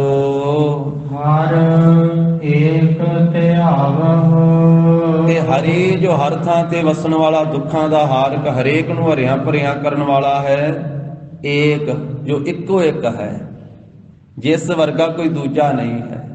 ਤੇਰਾ ਸ਼ਰੀਕ ਕੋ ਨਾਹੀ ਜਿਸ ਨੂੰ ਲਵੈ ਲਾਏ ਸੁਣਾਇਆ, ਜੈਸਾ ਤੂੰ ਤੈਸਾ ਤੂੰ ਹੀ ਕਿਆ ਉਪਮਾ ਦੀਜੈ। ਐਸਾ ਜੋ ਪਰਮੇਸ਼ਰ ਇੱਕ ਹੀ ਹੈ। ਮਹਾਰਾਜ ਕਹਿੰਦੇ ਹਰ ਏਕ ਧਿਆਵਹੁ, ਉਸ ਹਰੀ ਇੱਕ ਨੂੰ ਧਿਆਉਣਾ ਕਰੋ, ਉਸ ਹਰੀ ਇੱਕ ਦੇ ਧਿਆਨ ਵਿੱਚ ਜੁੜਨਾ ਕਰੋ। ਸਤਿਗੁਰ ਤੁਮ ਸੇਵ ਸਖੀ। ਇਹ ਗੁਰਸਿੱਖ ਸਖੀਓ, ਸਤਿਗੁਰੂ ਜੀ ਦੀ ਤੁਸੀਂ ਸੇਵਾ ਕਰਕੇ, ਤੁਸੀਂ ਸਤਿਗੁਰੂ ਜੀ ਦੀ ਸੇਵਾ ਕਰੋ, ਕਿਉਂਕਿ ਸਤਿਗੁਰੂ ਜੀ ਦੀ ਸੇਵਾ ਸਫਲੀ ਹੈ, ਫਲ ਦੇਣ ਵਾਲੀ ਸੇਵਾ ਹੈ ਗੁਰੂ ਸਾਹਿਬ ਜੀ ਦੀ। ਸਤਿਗੁਰ ਕੀ ਸੇਵਾ ਸਫਲ ਹੈ ਜੇ ਕੋ ਕਰੇ ਚਿਤ ਲਾਏ, ਮਨ ਚਿੰਦਿਆ ਫਲ ਪਾਵਣਾ ਹਉਮੈ ਵਿੱਚ ਹੋ ਜਾਏ। ਗਰੀਬ ਨਵਾਜ ਸਾਹਿਬ ਜੀ ਕਹਿੰਦੇ ਗੁਰਮੁਖੋ ਸਖੀਓ ਸਹੇਲਿਓ, ਸਤਿਗੁਰੂ ਜੀ ਦੀ ਤੁਸੀਂ ਸੇਵਾ ਕਰਕੇ ਮਨ ਚਿੰਦਿਆੜਾ ਫਲ ਪਾਵਹੁ। ਤੇ ਜੋ ਮਨ ਦੇ ਵਿੱਚ ਚਿੰਦਿਆੜਾ ਤੋਂ ਭਾਵ ਹੈ ਜੋ ਚਿਤਵਣੀ ਕੀਤੀ ਹੋਈ ਹੈ, ਜੋ ਇੱਛਿਆ ਹੋਇਆ ਹੈ, ਜੋ ਚਿਤਵਿਆ ਹੋਇਆ ਹੈ ਮਨ ਦੇ ਵਿੱਚ ਫਲ, ਉਹ ਫਲ ਪ੍ਰਾਪਤ ਕਰ ਲਓ ਸਤਿਗੁਰੂ ਜੀ ਦੀ ਸੇਵਾ ਕਰਕੇ। ਸਤਿਗੁਰੂ ਜੀ ਦੀ ਸੇਵਾ ਵਿੱਚੋਂ ਸਾਰੇ ਹੀ ਫਲ ਪ੍ਰਾਪਤ ਹੋ ਜਾਂਦੇ ਹਨ। ਗਰੀਬ ਨਵਾਜ ਸਾਹਿਬ ਜੀ ਸੰਸਾਰੀ ਪਦਾਰਥ ਵੀ ਦਿੰਦੇ ਆ, ਲੋਕ ਦੇ ਫਲ ਵੀ ਪ੍ਰਾਪਤ ਹੁੰਦੇ ਤੇ ਪਰਲੋਕ ਦੇ ਫਲ ਵੀ ਪ੍ਰਾਪਤ ਹੋ ਜਾਂਦੇ। ਇਹ ਲੋਕ ਸੁਖੀਏ ਪਰਲੋਕ ਸੁਹੇਲੇ, ਨਾਨਕ ਹਰਿ ਪ੍ਰਭ ਆਪਹਿ ਮੇਲੇ। ਲੋਕ ਵੀ ਸੁਖੀ ਕਰਦੇ ਮਹਾਰਾਜ ਸਾਹਿਬ ਤੇ ਪਰਲੋਕ ਵੀ ਸੁਹੇਲਾ ਕਰਦੇ। ਹਲਤ ਦਾ ਸੁੱਖ ਵੀ ਦਿੰਦੇ, ਪਲਤ ਦਾ ਸੁੱਖ ਵੀ ਮਹਾਰਾਜ ਸਾਹਿਬ ਬਖਸ਼ਿਸ਼ ਕਰਦੇ ਹਨ। ਇਹ ਸਤਿਗੁਰੂ ਜੀ ਦੀ ਸੇਵਾ ਦੇ ਵਿੱਚੋਂ ਹੀ ਸਾਰੀਆਂ ਦਾਤਾਂ, ਸਾਰੀਆਂ ਬਖਸ਼ਿਸ਼ਾਂ ਪ੍ਰਾਪਤ ਹੁੰਦੀਆਂ ਹਨ। ਜਿਨ੍ਹਾਂ ਜਿਨ੍ਹਾਂ ਨੇ ਗੁਰੂ ਸਾਹਿਬ ਜੀ ਦੀ ਸੇਵਾ ਕੀਤੀ। ਜਿਵੇਂ ਭਾਈ ਭਗੀਰਥ ਜੀ ਨੇ ਧੰਨ ਸ੍ਰੀ ਗੁਰੂ ਨਾਨਕ ਦੇਵ ਸਾਹਿਬ ਮਹਾਰਾਜ ਜੀ ਦੀ ਸੇਵਾ ਵਿੱਚ ਹਾਜ਼ਰ ਹੋ ਕਰਕੇ ਇਸ ਨਗਰੀ ਦੇ ਵਿੱਚ ਸੇਵਾ ਕੀਤੀ। ਜਦੋਂ ਮਲਸੀਆਂ ਤੋਂ ਚੱਲ ਕੇ ਆਏ ਨਾ, ਮਲਸੀਆਂ ਦੇ ਚੌਧਰੀ ਸੀ ਭਾਈ ਭਗੀਰਥ ਜੀ, ਲੰਮਾ ਇਤਿਹਾਸ ਹੈ ਉਹਨਾਂ ਦਾ। ਜਦੋਂ ਮਹਾਰਾਜ ਸਾਹਿਬ ਜੀ ਦੀ ਸ਼ਰਨ ਵਿੱਚ ਆਏ ਤੇ ਸਤਿਗੁਰੂ ਗਰੀਬ ਨਵਾਜ ਸਾਹਿਬ ਨੇ ਆਪਣੀ ਸੇਵਾ ਬਖਸ਼ੀ। ਉੱਥੇ ਅੰਮ੍ਰਿਤ ਵੇਲੇ ਦਾਤਨ ਲਿਆਉਣ ਦੀ ਸੇਵਾ ਵੀ ਮਹਾਰਾਜ ਨੇ ਬਖਸ਼ੀ। ਹਰ ਰੋਜ਼ ਅੰਮ੍ਰਿਤ ਵੇਲੇ ਦਾਤਨ ਲਿਆ ਕੇ ਗੁਰੂ ਸਾਹਿਬ ਜੀ ਦੀ ਸੇਵਾ 'ਚ ਹਾਜ਼ਰ ਹੋਣਾ। ਤੇ ਭਾਈ ਭਗੀਰਥ ਜੀ ਦੀ ਲਿਆਂਦੀ ਹੋਈ ਦਾਤਨ ਮਹਾਰਾਜ ਸਾਹਿਬ ਜੀ ਨੇ ਅੰਮ੍ਰਿਤ ਵੇਲੇ ਇੱਥੇ ਹੀ ਕਰਨੀ, ਵੇਈ ਨਦੀ ਦੇ ਕੰਢੇ ਤੇ ਇਸ਼ਨਾਨ ਕਰਨ ਤੋਂ ਪਹਿਲਾਂ। ਔਰ ਇਹ ਬੇਰੀ ਸਾਹਿਬ ਵੀ ਭਾਈ ਭਗੀਰਥ ਸਾਹਿਬ ਵੀ ਦਾਤਨ ਲੈ ਕੇ ਆਏ ਸੀ ਤੇ ਮਹਾਰਾਜ ਸਾਹਿਬ ਜੀ ਨੇ ਦਾਤਨ ਕਰਕੇ ਇੱਥੇ ਗੱਡੀ ਆਪਣ ਤੇ ਚਲ ਨੀਰ ਕੇ ਤੀਰ ਪੈ ਦੰਤਨ ਧਾਮਣੇ ਆਣ ਕਰੀ ਗਾੜ ਦਈ ਧਰ ਭੂਤ ਭਇਓ ਤਰ ਹੈ ਅਵਲੋ ਪਰ ਸੋ ਬਦਰੀ। ਤੋ ਗਰੀਬ ਨਵਾਜ ਸਾਹਿਬ ਸੱਚੇ ਪਾਤਸ਼ਾਹ ਜੀ ਦੀ ਸੇਵਾ ਕੀਤੀ ਤੇ ਸੇਵਾ ਤੋਂ ਮਹਾਨ ਫਲ ਪ੍ਰਾਪਤ ਕੀਤਾ, ਬ੍ਰਹਮ ਗਿਆਨ ਫਲ ਪ੍ਰਾਪਤ ਕੀਤਾ। ਅਨੇਕਾਂ ਗੁਰਸਿੱਖਾਂ ਨੇ ਜਿਨ੍ਹਾਂ ਜਿਨ੍ਹਾਂ ਨੇ ਗੁਰੂ ਕੀ ਸੇਵਾ ਕੀਤੀ। ਸਤਿਗੁਰੂ ਜੀ ਦੀ ਮੌਜ ਹੈ, ਕਈਆਂ ਨੂੰ ਫਲ ਪਹਿਲਾਂ ਦੇ ਦਿੱਤਾ ਤੇ ਸੇਵਾ ਮਹਾਰਾਜ ਨੇ ਬਾਅਦ ਵਿੱਚ ਲਈ ਹੈ। ਜਿਵੇਂ ਸਤਿਗੁਰੂ ਨਾਨਕ ਦੇਵ ਸਾਹਿਬ ਮਹਾਰਾਜ ਜੀ ਦਾ ਬਚਨ ਹੈ ਸ੍ਰੀ ਰਾਗ ਕੀ ਵਾਰ ਵਿੱਚ, ਦਾਤੀ ਸਾਹਿਬ ਸੰਧਿਆ ਕਿਆ ਚੱਲੇ ਤਿਸ ਨਾਲ।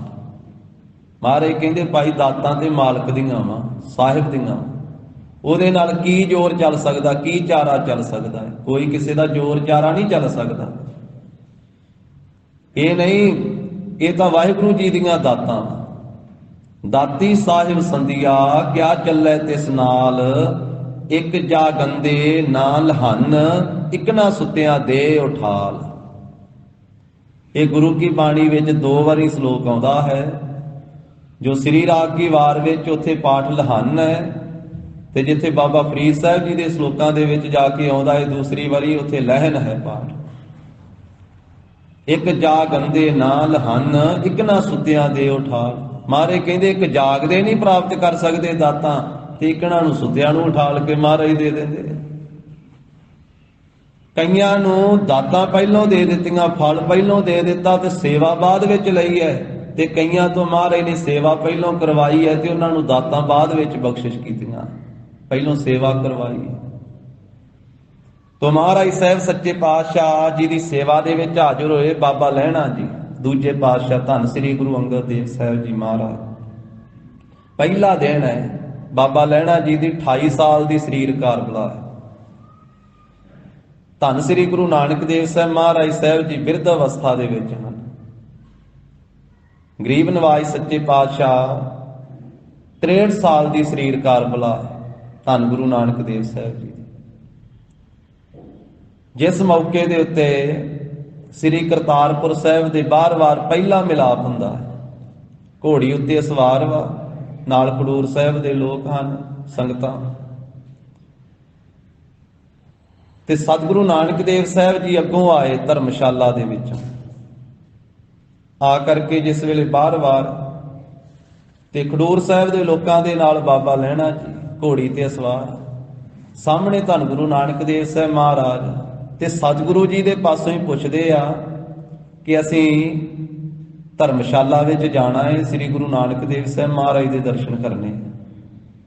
ਬਾਬਾ ਲਹਿਣਾ ਜੀ ਪੁੱਛ ਰਹੇ, 28 ਸਾਲ ਦੀ ਸਰੀਰ ਕਾਰਬਲਾ, ਘੋੜੀ ਤੇ ਸਵਾਰ ਆ, ਤੇ ਜਿਨ੍ਹਾਂ ਨੂੰ ਪੁੱਛ ਰਹੇ ਆ ਉਹ ਧੰਨ ਗੁਰੂ ਨਾਨਕ ਸਾਹਿਬ ਮਹਾਰਾਜ ਆਪ ਹਨ। ਕਿੰਨਾ ਸਾਦਾ ਲਿਬਾਸ ਮਹਾਰਾਜ ਸਾਹਿਬ ਜੀ ਦਾ ਹੋਵੇਗਾ, ਇਕੱਲੇ ਹੀ ਆਏ ਉਸ ਵੇਲੇ ਬਾਹਰ। ਤੇ ਬਾਬਾ ਲਹਿਣਾ ਜੀ ਪੁੱਛ ਰਹੇ ਤੇ ਕਹਿਣ ਲੱਗੇ, ਪੁਰਖਾ ਤੈਨੂੰ ਧਰਮਸ਼ਾਲਾ ਲੈ ਚੱਲਦਾ। ਘੋੜੀ ਦੀਆਂ ਵਾਗਾਂ ਫੜੀਆਂ, ਅੱਗੇ ਅੱਗੇ ਤੁਰੇ ਗਏ, ਪਿੱਛੇ ਸਾਰੇ ਲੋਕ ਹਨ, ਨਗਰ ਵਾਲੇ, ਮਾਈ ਭਾਈ। ਧਰਮਸ਼ਾਲਾ ਲਿਜਾ ਕੇ ਕਰਤਾਰਪੁਰ ਸਾਹਿਬ ਕਹਿਣ ਲੱਗੇ, ਉਹ ਸਾਹਮਣੇ ਲੱਕੜ ਦੇ ਨਾਲ ਆਪਣੀ ਘੋੜੀ ਬੰਨ੍ਹ ਕੇ, ਉਹ ਖੂਹ ਤੋਂ ਜਲ ਵਰਤ ਕੇ, ਤੇ ਆਹ ਵੱਡੇ ਦਰਵਾਜ਼ੇ ਸਾਣੀ ਅੰਦਰ ਧਰਮਸ਼ਾਲਾ ਦੇ ਜਾ ਕੇ ਦਰਸ਼ਨ ਕਰ ਲਓ। ਜਦੋਂ ਉਧਰ ਦੀ ਆ ਰਹੇ ਤੇ ਛੋਟੇ ਦਰਵਾਜ਼ੇ ਥਾਣੀ ਆ ਕੇ ਧਰਮਸ਼ਾਲਾ ਅੰਦਰ ਤੇ ਆਪਣੇ ਆਸਣ ਦੇ ਉੱਤੇ ਚੌਂਕੜਾ ਲਾ ਕੇ ਬਾਬਾ ਜੀ ਬੈਠ ਗਏ, ਧੰਨ ਸ੍ਰੀ ਗੁਰੂ ਨਾਨਕ ਦੇਵ ਸਾਹਿਬ ਮਹਾਰਾਜ। ਪਰਮ ਪਵਿੱਤਰ ਬਾਬਾ ਲਹਿਣਾ ਜੀ ਜਿਸ ਵੇਲੇ ਆਉਂਦੇ ਆ ਕੇ ਮਹਾਰਾਜ ਸਾਹਿਬ ਜੀ ਨੂੰ ਨਮਸਕਾਰ ਕਰਦੇ, ਮੱਥਾ ਟੇਕਦੇ ਆ। ਨਮਸਕਾਰ ਕਰਕੇ ਜਦੋਂ ਵੇਖਦੇ ਆ ਵੀ ਇਹ ਤਾਂ ਸਤਿਗੁਰੂ ਨਾਨਕ ਦੇਵ ਸਾਹਿਬ ਜੀ ਉਹੀ ਆ ਜਿਹੜੇ ਮੈਨੂੰ ਰਸਤਾ ਦੱਸਦੇ ਆ। ਮੇਰੇ ਘੋੜੀ ਦੀਆਂ ਵਾਗਾਂ ਫੜ ਕੇ ਤੇ ਨਗਰ ਦੇ ਬਾਹਰ ਵਾਰੋਂ ਧਰਮਸ਼ਾਲਾ ਤੀਕ ਲੈ ਕੇ ਆਏ। ਫਿਰ ਬੇਨਤੀ ਕੀਤੀ, ਮਹਾਰਾਜ ਮੈਨੂੰ ਮਾਫੀ ਦੇ ਦਿਓ। ਸਤਿਗੁਰੂ ਕਹਿੰਦੇ ਕਿਹੜੀ ਗੱਲ ਦੀ? ਜੀ ਮੈਂ ਭੁੱਲ ਗਿਆ, ਪਹਿਲੀ ਵਾਰੀ ਆਇਆ ਹਾਂ ਦਰਸ਼ਨ ਕਰਨ ਵਾਸਤੇ, ਮੈਨੂੰ ਪਤਾ ਨਹੀਂ ਸੀ। ਜੇ ਪਤਾ ਹੁੰਦਾ ਆਪ ਜੀ ਧੰਨ ਗੁਰੂ ਨਾਨਕ ਸਾਹਿਬ ਮਹਾਰਾਜ ਹੋ ਤੇ ਮੈਂ ਉਸੇ ਮੌਕੇ ਤੇ ਮਹਾਰਾਜ ਘੋੜੀ ਤੋਂ ਉਤਰ ਕਰਕੇ ਆਪ ਜੀ ਦੇ ਚਰਨਾਂ ਤੇ ਨਮਸਕਾਰ ਕਰਦਾ। ਤੇ ਸਤਿਗੁਰੂ ਕਹਿਣ ਲੱਗੇ, ਪੁਰਖਾ ਤੇਰਾ ਨਾਂ ਕੀ ਹੈ? ਮਹਾਰਾਜ ਮੇਰਾ ਨਾਂ ਲਹਿਣਾ ਹੈ। ਤੇ ਸਤਿਗੁਰੂ ਕਹਿੰਦੇ ਲਹਿਣੇਦਾਰ ਘੋੜੀਆਂ ਤੇ ਹੀ ਚੜ ਕੇ ਆਉਂਦੇ ਹੁੰਦੇ, ਤੂੰ ਲੈਣਾ ਹੈ ਤੇ ਅਸੀਂ ਦੇਣਾ ਹੈ। ਪਹਿਲੇ ਦਿਨ ਪਹਿਲਾ ਮਿਲਾਪ ਤੇ ਪਹਿਲਾ ਬਚਨ ਕੀਤਾ, ਤੂੰ ਲੈਣਾ ਹੈ ਤੇ ਅਸੀਂ ਦੇਣਾ ਹੈ। ਸੇਵਾ ਤੇ ਹਾਲੇ ਕੋਈ ਕੀਤੀ ਨਹੀਂ ਸਾਧ ਸੰਗਤ ਜੀ। ਦਾਤੀ ਸਾਹਿਬ ਸੰਧਿਆ ਕਿਆ ਚੱਲੇ ਤਿਸ ਨਾਲ, ਇੱਕ ਜਾ ਗੰਦੇ ਨਾ ਲਹਿਣ ਇੱਕ ਨਾ ਸੁੱਤਿਆਂ ਦੇ ਉਠਾਲ। ਗਰੀਬ ਨਵਾਜ ਸਾਹਿਬ ਜੀ ਨੇ ਹੁਣ ਸੇਵਾ ਤੇ ਉਸ ਤੋਂ ਬਾਅਦ ਸ਼ੁਰੂ ਹੋਈ ਨਾ। ਮਹਾਰਾਜ ਸਾਹਿਬ ਜੀ ਨੇ ਕਹਿ ਦਿੱਤਾ ਕਿ ਪੁਰਖਾ ਤੂੰ ਲੈਣਾ ਹੈ ਤੇ ਅਸੀਂ ਦੇਣਾ ਹੈ। ਇਸ ਕਰਕੇ ਪੂਰਬਲਾ ਭਾਗ ਵੀ ਹੈ। ਤਾਂ ਸਤਿਗੁਰੂ ਜੀ ਦੀ ਸੇਵਾ ਵਿੱਚ ਹਾਜ਼ਰ ਹੋ ਗਏ। ਫਿਰ 7 ਸਾਲ ਸੇਵਾ ਕੀਤੀ ਲਗਾਤਾਰ, ਸਮੇਂ-ਸਮੇਂ ਤੇ ਆਉਂਦੇ ਵੀ ਰਹੇ।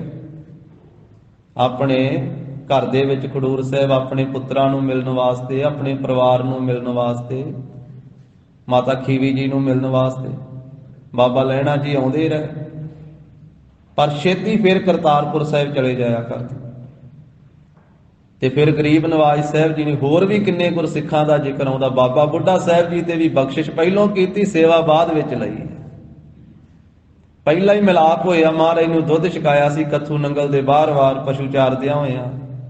ਤੇ ਮਹਾਰਾਜ ਨੇ 12 ਸਾਲਾਂ ਦੀ ਉਮਰ ਦੇ ਵਿੱਚ ਬਾਬਾ ਬੁੱਢਾ ਸਾਹਿਬ ਜੀ, ਜਿਨ੍ਹਾਂ ਦਾ ਪਹਿਲਾ ਨਾਮ ਸੀ ਭਾਈ ਬੂੜਾ, ਸੁੱਘਾ ਰੰਧਾਵਾ ਜੀ ਦੇ ਪੁੱਤਰ, ਰੰਧਾਵਾ ਗੋਤ ਹੈ ਬਾਬਾ ਜੀ ਦੀ, ਤੇ ਉਸੇ ਦਿਨ ਹੀ ਮਹਾਰਾਜ ਨੇ ਬਖਸ਼ਿਸ਼ ਕਰਕੇ ਤੇ ਬ੍ਰਹਮ ਗਿਆਨ ਬਖਸ਼ ਦਿੱਤਾ 12 ਸਾਲ ਦੀ ਉਮਰ ਦੇ ਵਿੱਚ। ਭਾਈ ਬਾਲਾ ਜੀ ਨੇ ਪੁੱਛਿਆ ਸੀ, ਮਹਾਰਾਜ ਕੋਈ ਸੇਵਾ ਨਹੀਂ ਕੀਤੀ, ਕੋਈ ਜਪ ਤਪ ਨਹੀਂ ਕੀਤਾ, ਆਪ ਜੀ ਨੇ ਬ੍ਰਹਮ ਗਿਆਨ ਬਖਸ਼ ਦਿੱਤਾ। ਆਪ ਜੀ ਨੇ ਸਮਾਧੀ ਲਾ ਦਿੱਤੀ। ਕਹਿਣ ਲੱਗੇ, ਭਾਈ ਬਾਲਾ ਜੀ ਦੀਵਾ ਤਿਆਰ ਹੋਵੇ, ਬੱਤੀ ਪਈ ਹੋਵੇ, ਤੇਲ ਪਿਆ ਹੋਵੇ ਤੇ ਉਹਨੂੰ ਜਗਾਉਣਾ ਹੀ ਹੁੰਦਾ ਵਾ। ਇਹ ਦੀਵਾ ਇਸ ਬਾਲਕ ਦੇ ਹਿਰਦੇ ਦਾ ਦੀਵਾ ਪਹਿਲਾਂ ਹੀ ਤਿਆਰ ਸੀ, ਅਸੀਂ ਤਾਂ ਜਗਾ ਦਿੱਤਾ ਹੈ। ਹੁਣ ਇਹ ਜਗਿਆ ਹੋਇਆ ਦੀਵਾ ਅੱਗੇ ਕਈਆਂ ਨੂੰ ਜਗਾਵੇਗਾ। ਤਾਂ ਪਹਿਲਾਂ ਬਖਸ਼ਿਸ਼ ਕੀਤੀ, ਫਿਰ ਆਪਣੇ ਘਰ ਦੀ ਸੇਵਾ ਲਈ। ਫਿਰ 125 ਸਾਲ ਸਰੀਰਕਾਰ ਭਲਾਈ ਬਾਬਾ ਬੁੱਢਾ ਸਾਹਿਬ ਜੀ ਦੀ ਉਹਨਾਂ ਨੇ ਸੇਵਾ ਕੀਤੀ। ਇਹ ਸਤਿਗੁਰੂ ਜੀ ਦੀ ਮੌਜ ਹੈ। ਪਰ ਗਰੀਬ ਨਵਾਜ ਸਾਹਿਬ ਜੀ ਨੇ ਸੇਵਾ ਦੇ ਵਿੱਚ ਵੀ ਬਹੁਤ ਕੁਝ ਰੱਖਿਆ। ਕਈਆਂ ਗੁਰਸਿੱਖਾਂ ਨੇ ਪਹਿਲਾਂ ਸੇਵਾ ਕੀਤੀ ਆ, ਫਿਰ ਬਖਸ਼ਿਸ਼ਾਂ ਪ੍ਰਾਪਤ ਕੀਤੀਆਂ। ਮਹਾਰਾਜ ਪੰਜਵੇਂ ਪਾਤਸ਼ਾਹ ਕਹਿੰਦੇ, ਸਤਿਗੁਰ ਤੁਮ ਸੇਵ ਸਖੀ ਮਨ ਚਿੰਦਿਆੜਾ ਫਲ ਪਾਵੋ।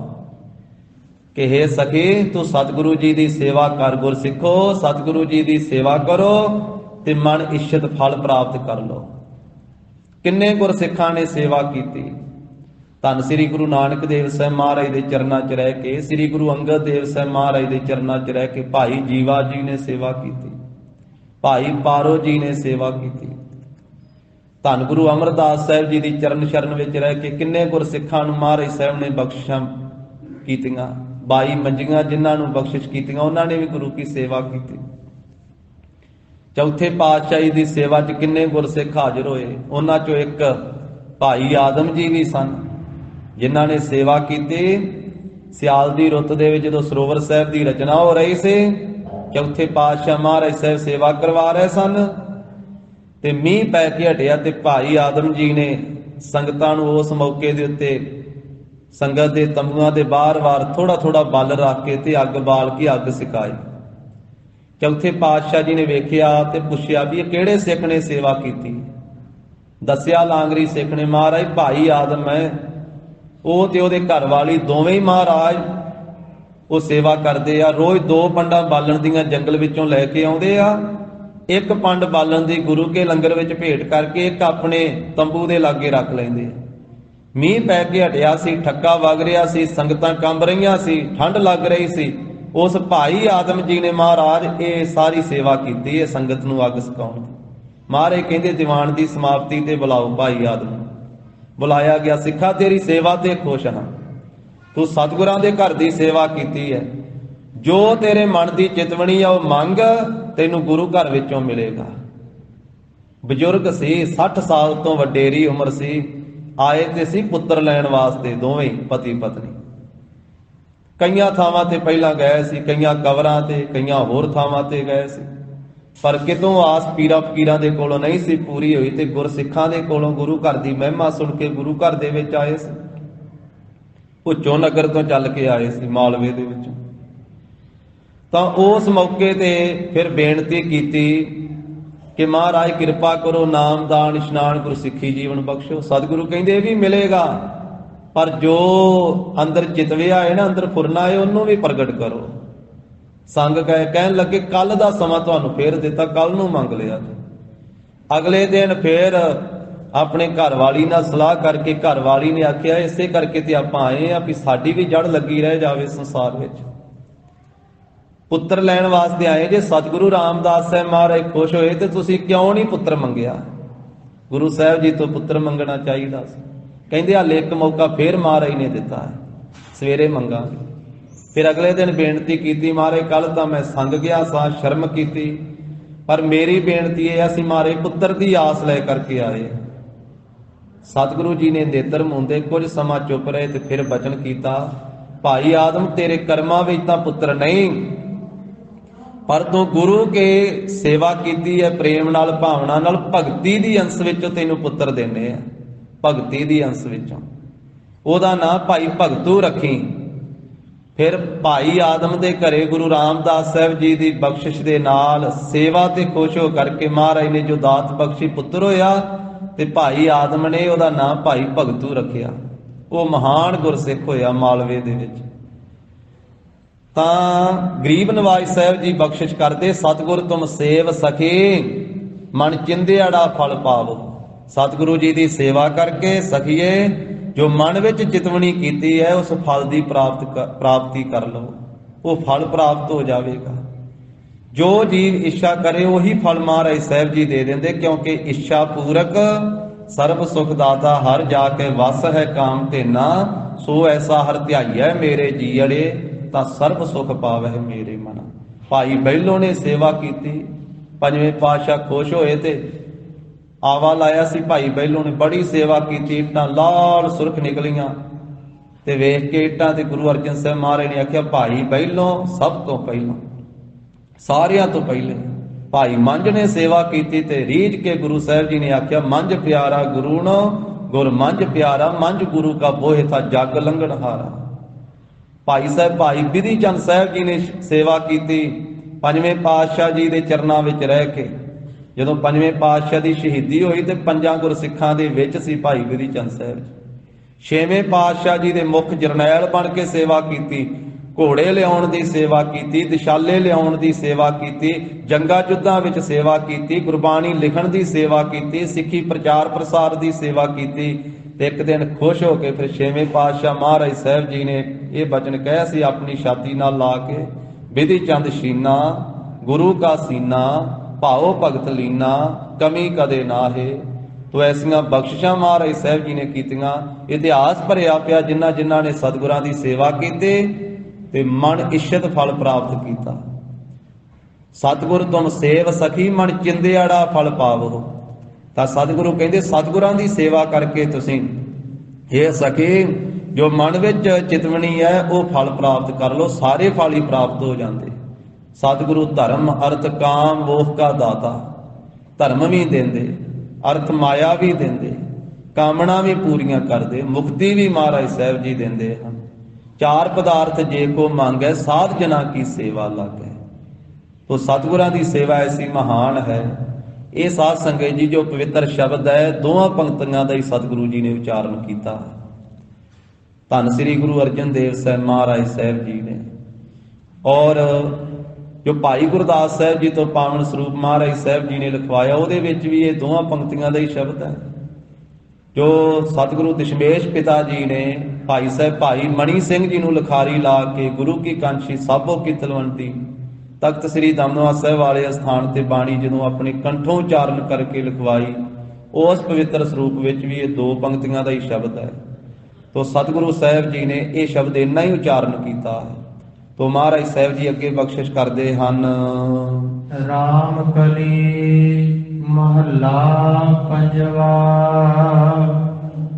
ਰੁਤੀ ਸ਼ਲੋਕ। ਸਤਿਗੁਰੂ ਜੀ ਪੰਚਮ ਪਾਤਸ਼ਾਹ ਰਾਮਕਲੀ ਰਾਗ ਦੇ ਅੰਦਰ ਰੁੱਤੀ ਨਾਮ ਦੀ ਬਾਣੀ ਆਰੰਭ ਕਰਦੇ ਸਾਧ ਸੰਗਤ ਜੀ। ਜਿਵੇਂ ਮਹਾਰਾਜ ਸਾਹਿਬ ਜੀ ਨੇ 12 ਮਾਹਾਂ ਦੀ ਬਾਣੀ ਉਚਾਰਨ ਕੀਤੀ ਹੈ, ਜਿਨ੍ਹਾਂ ਵਿੱਚ 12 ਮਹੀਨਿਆਂ ਦਾ ਉਪਦੇਸ਼ ਬਖਸ਼ਿਆ। ਜਿਵੇਂ ਸਤਿਗੁਰੂ ਜੀ ਨੇ ਥਿੱਤੀ ਨਾਮ ਦੀ ਬਾਣੀ ਉਚਾਰਨ ਕੀਤੀ ਹੈ, ਜਿਸ ਵਿੱਚ 15 ਥਿੱਤਾਂ ਦੁਆਰਾ ਉਪਦੇਸ਼ ਬਖਸ਼ਿਆ ਕਰਤਾ ਪੁਰਖ ਨਾਲ ਜੁੜਨ ਦਾ। ਜਿਵੇਂ ਮਹਾਰਾਜ ਸਾਹਿਬ ਜੀ ਨੇ ਸਾਧ ਸੰਗਤ ਜੀ 7 ਵਾਰਾਂ ਦਾ ਜ਼ਿਕਰ ਕਰਦਿਆਂ ਹੋਇਆਂ 7 ਵਾਰ ਬਾਣੀ ਉਚਾਰਨ ਕੀਤੀ ਹੈ। ਇਸੇ ਤਰ੍ਹਾਂ ਮਹਾਰਾਜ ਸਾਹਿਬ ਜੀ ਨੇ ਇਹ ਰੁੱਤੀ ਬਾਣੀ ਵੀ ਉਚਾਰਨ ਕੀਤੀ ਹੈ। 15 ਹੈ ਥਿੱਤੀ ਤੈ 7 ਵਾਰ, ਮਾਹਾ ਰੁੱਤੀ ਆਵਹਿ ਵਾਰ ਵਾਰ। ਇਹ ਕਰਤਾਰ ਦੀ ਰਚਨਾ ਹੈ। ਇਹਦੇ ਵਿੱਚ ਰਾਤੀ, ਰੁੱਤੀ, ਥਿੱਤੀ, ਵਾਰ, ਇਹ ਸਾਰਾ ਕੁਝ ਵਾਹਿਗੁਰੂ ਜੀ ਨੇ ਬਣਾਇਆ ਹੈ। ਸੂਰਜ ਤੇ ਚੰਦਰਮਾ ਦੀ ਰਚਨਾ ਕੀਤੀ ਹੈ। ਸੂਰਜ ਤੇ ਚੰਦਰਮਾ ਦੇ ਲਿਹਾਜ਼ ਦੇ ਨਾਲ ਇਹ ਦਿਨ ਤੇ ਰਾਤ, ਤੇ ਸਤਿਗੁਰੂ ਜੀ ਨੇ ਦਿਨ ਰਹਿਣ ਸਰਲੇਖ ਹੇਠ ਵੀ ਬਾਣੀ ਉਚਾਰਨ ਕੀਤੀ ਹੈ। ਫਿਰ ਦਿਨ ਦੇ 4 ਪਹਿਰ ਹੁੰਦੇ, ਪਹਿਰਾਂ ਦੇ ਸਰਲੇਖ ਹੇਠ ਵੀ ਮਹਾਰਾਜ ਨੇ ਬਾਣੀ ਉਚਾਰਨ ਕੀਤੀ ਹੈ। ਔਰ ਇਸੇ ਤਰ੍ਹਾਂ ਸਾਧ ਸੰਗਤ ਜੀ ਦਿਨ ਰਾਤ ਦੁਆਰਾ ਔਰ ਪਹਿਰਾਂ ਦੇ ਅਨੁਸਾਰ ਵੀ ਬਾਣੀ ਦੇ ਵਿੱਚ ਉਪਦੇਸ਼ ਮਹਾਰਾਜ ਸਾਹਿਬ ਜੀ ਨੇ ਬਖਸ਼ਿਆ। 7 ਵਾਰਾਂ ਦੁਆਰਾ ਵੀ ਉਪਦੇਸ਼ ਬਖਸ਼ਿਆ, 15 ਥਿੱਤਾਂ ਦੁਆਰਾ, 12 ਮਹੀਨਿਆਂ ਦੁਆਰਾ, ਤੇ 1 ਸਾਲ ਦੇ ਵਿੱਚ 6 ਰੁੱਤਾਂ ਹੁੰਦੀਆਂ। ਇੱਥੇ ਮਹਾਰਾਜ ਸਾਹਿਬ ਜੀ ਇਸ ਬਾਣੀ ਦਾ ਨਾਮ ਰੁੱਤੀ ਰੱਖਿਆ ਸਤਿਗੁਰੂ ਜੀ ਨੇ। ਰਾਮਕਲੀ ਮਹੱਲਾ ਪੰਜਵਾ। ਰਾਮਕਲੀ ਰਾਗਣੀ ਅੰਦਰ 5ਵੇਂ ਪਾਤਸ਼ਾਹ ਧੰਨ ਗੁਰੂ ਅਰਜਨ ਦੇਵ ਸਾਹਿਬ ਮਹਾਰਾਜ ਰੁੱਤੀ ਨਾਮ ਦੀ ਬਾਣੀ ਉਚਾਰਨ ਕਰਦੇ, ਇਹਦੇ ਵਿੱਚ 6 ਰੁੱਤਾਂ ਦਾ ਜ਼ਿਕਰ ਕਰਦੇ ਹੋਏ ਉਪਦੇਸ਼ ਬਖਸ਼ਿਸ਼ ਕਰਨਗੇ। ਆਰੰਭ ਵਿੱਚ ਮਹਾਰਾਜ ਸਾਹਿਬ ਸ਼ਲੋਕ ਉਚਾਰਦੇ ਹਨ। ਇੱਕ ਓੰਕਾਰ ਸਤਿਗੁਰ ਪ੍ਰਸਾਦ। ਮੰਗਲ ਕਰਦੇ ਆ ਸਤਿਗੁਰੂ ਪੰਚਮ ਪਾਤਸ਼ਾਹ। ਵਾਹਿਗੁਰੂ ਇੱਕ ਹੈ, ਓੰਕਾਰ ਸਾਰਿਆਂ ਦਾ ਪ੍ਰਕਾਸ਼ਕ ਹੈ। ਸਤਿਗੁਰ ਪ੍ਰਸਾਦ, ਸੱਚੇ ਗੁਰੂ ਦੀ ਪ੍ਰਸਾਦ ਕਿਰਪਾ ਦੁਆਰਾ ਹੀ ਉਸ ਵਾਹਿਗੁਰੂ ਜੀ ਦੀ ਸਮਝ ਪੈਂਦੀ ਹੈ, ਸੋਝੀ ਪੈਂਦੀ ਹੈ, ਉਸ ਦੀ ਪ੍ਰਾਪਤੀ ਹੁੰਦੀ ਹੈ। ਪ੍ਰਭੂ ਦੀ ਪ੍ਰਾਪਤੀ ਮਹਾਰਾਜ ਕਹਿੰਦੇ ਪੂਰੇ ਗੁਰੂ ਸਾਹਿਬ ਜੀ ਦੀ ਕਿਰਪਾ ਦੇ ਨਾਲ ਹੀ ਹੁੰਦੀ ਹੈ।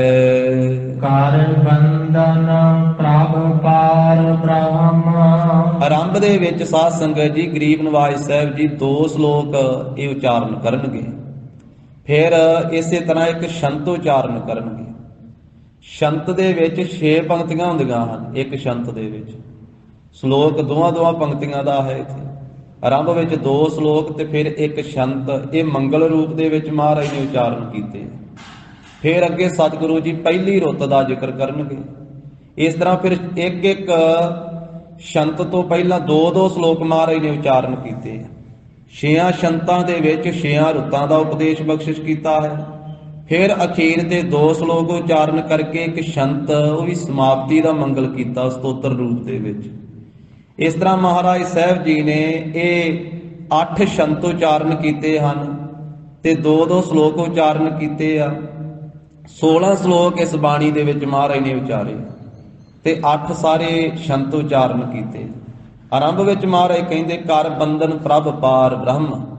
हे ਭਾਈ ਬੰਦਨਾ ਕਰ, ਜੋ ਪ੍ਰਭੂ ਹੈ ਪ੍ਰਭਤਾ ਵਾਲਾ ਹੈ, ਪਾਰ ਬ੍ਰਹਮ ਜਿਸ ਦਾ ਪਾਰਾਵਾਰ ਨਹੀਂ ਪਾਇਆ ਜਾ ਸਕਦਾ, ਬ੍ਰਹਮ ਜੋ ਸਰਬ ਵਿਆਪਕ ਹੈ, ਪਾਪਾਂ ਪੁੰਨਾਂ ਤੋਂ ਜੋ ਪਾਰ ਹੈ, ਪਰੇ ਹੈ, ਉਸ ਵਾਹਿਗੁਰੂ ਜੀ ਨੂੰ ਬੰਦਨਾ ਕਰ। ਜਿਵੇਂ ਅੱਜ ਦਾ ਜੋ ਸ੍ਰੀ ਮੁਖ ਵਾਕ ਮਹਾਰਾਜ ਨੇ ਬਖਸ਼ਿਸ਼ ਕੀਤਾ ਹੈ ਨਾ ਇਸ ਪਵਿੱਤਰ ਸਥਾਨ ਤੇ, ਉਹਦੇ ਵਿੱਚ ਵੀ ਇਹੀ ਉਪਦੇਸ਼ ਬਖਸ਼ਿਆ ਕਿ ਬੰਦਨਾ ਕਰ, ਨਮਸਕਾਰ ਕਰ। ਦੋਵੇਂ ਹੱਥ ਜੋੜ ਕਰਕੇ ਧਰਤੀ ਤੇ ਸੀਸ ਲਾ ਕਰਕੇ ਜੋ ਨਮਸਕਾਰ ਕਰਨੀ ਇਹਨੂੰ ਬੰਦਨਾ ਆਖਿਆ ਹੈ। ਮਹਾਰਾਜ ਕਹਿੰਦੇ ਦੋਵੇਂ ਹੱਥ ਜੋੜ ਕਰਕੇ ਪਾਰ ਬ੍ਰਹਮ ਪਰਮੇਸ਼ਰ ਦੇ ਅੱਗੇ ਨਿਮਰਤਾ ਸਹਿਤ ਨਿਰਮਾਣਤਾ ਪੂਰਵਕ ਝੁਕ ਕਰਕੇ ਸੀਸ ਰੱਖ ਕਰਕੇ ਮੱਥਾ ਟੇਕ ਕੇ ਨਮਸਕਾਰ ਕਰ ਪਾਰ ਬ੍ਰਹਮ ਪਰਮੇਸ਼ਰ ਨੂੰ। ਬੰਦਨਾ ਹਰ ਬੰਦਨਾ, ਗੁਣ ਗਾਵਹੁ ਗੋਪਾਲ ਰਾਏ, ਤੇ ਰਸਨਾ ਤੋਂ ਸਾਰੀ ਪ੍ਰਿਥਵੀ ਦੇ ਪਾਲਣਹਾਰ ਰਾਜਾ ਸਰੂਪ ਪਰਮੇਸ਼ਰ ਦੇ ਗੁਣਾਂ ਨੂੰ ਗਾਉਣਾ ਕਰ। ਪਾਰ ਬ੍ਰਹਮ ਪਰਮੇਸ਼ਰ ਪ੍ਰਭੂ ਜੀ ਦੇ ਅੱਗੇ ਨਮਸਕਾਰ ਕਰ, ਬੰਦਨਾ ਕਰ। ਬਾਛਾਉ ਸਾਧ ਹੈ ਧੂਰ, ਤੇ ਬਾਦਸ਼ਾਹ ਮੰਗਣਾ ਕਰ, ਮੰਗਣਾ ਕਰ ਸਾਧੂ ਜਨਾਂ ਦੀ ਚਰਨ ਧੂੜੀ।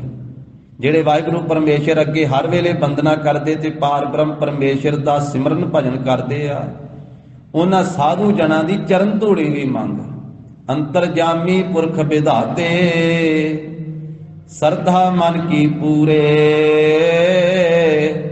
ਨਾਨਕ ਦਾਸ ਇਹ ਸੁਖ ਮੰਗੈ, ਮੋਕੋ ਕਰ ਸੰਤਨ ਕੀ ਧੂਰੇ। ਜਦੋਂ ਧੂੜੀ ਦਾ ਜ਼ਿਕਰ ਆਉਂਦਾ ਹੈ ਤੇ ਗੁਰਬਾਣੀ ਅੰਦਰ ਗੁਰੂ ਸਾਹਿਬ ਦੇ ਚਰਨਾਂ ਦੀ ਵੀ ਧੂੜੀ ਮੰਗੀ ਹੈ। ਮਹਾਰਾਜ ਸਾਹਿਬ ਦੇ ਚਰਨਾਂ ਦੀ ਧੂੜ ਪ੍ਰਾਪਤ ਹੋ ਜਾਵੇ, ਗੁਰੂ ਕੀ ਸੰਗਤ ਦੇ ਚਰਨਾਂ ਦੀ ਧੂੜ ਪ੍ਰਾਪਤ ਹੋ ਜਾਵੇ। ਮਹਾਰਾਜ ਕਹਿੰਦੇ ਚਰਨਾਂ ਦੀ ਧੂੜ ਹੀ ਬਣ ਜਾ ਮੇਰੇ ਕੋਲੇ ਆਉਂਦਾ ਹੋਇਆ।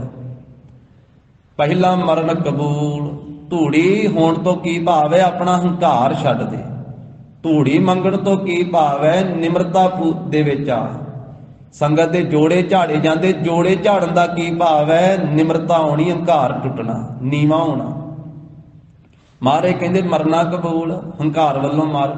ਪਹਿਲਾ ਮਰਨ ਕਬੂਲ, ਜੀਵਨ ਕੀ ਛੱਡ ਆਸ, ਹੋ ਸਭਨਾ ਕੀ ਰੇਣੁਕਾ, ਤਉ ਆਓ ਹਮਾਰੇ ਪਾਸ।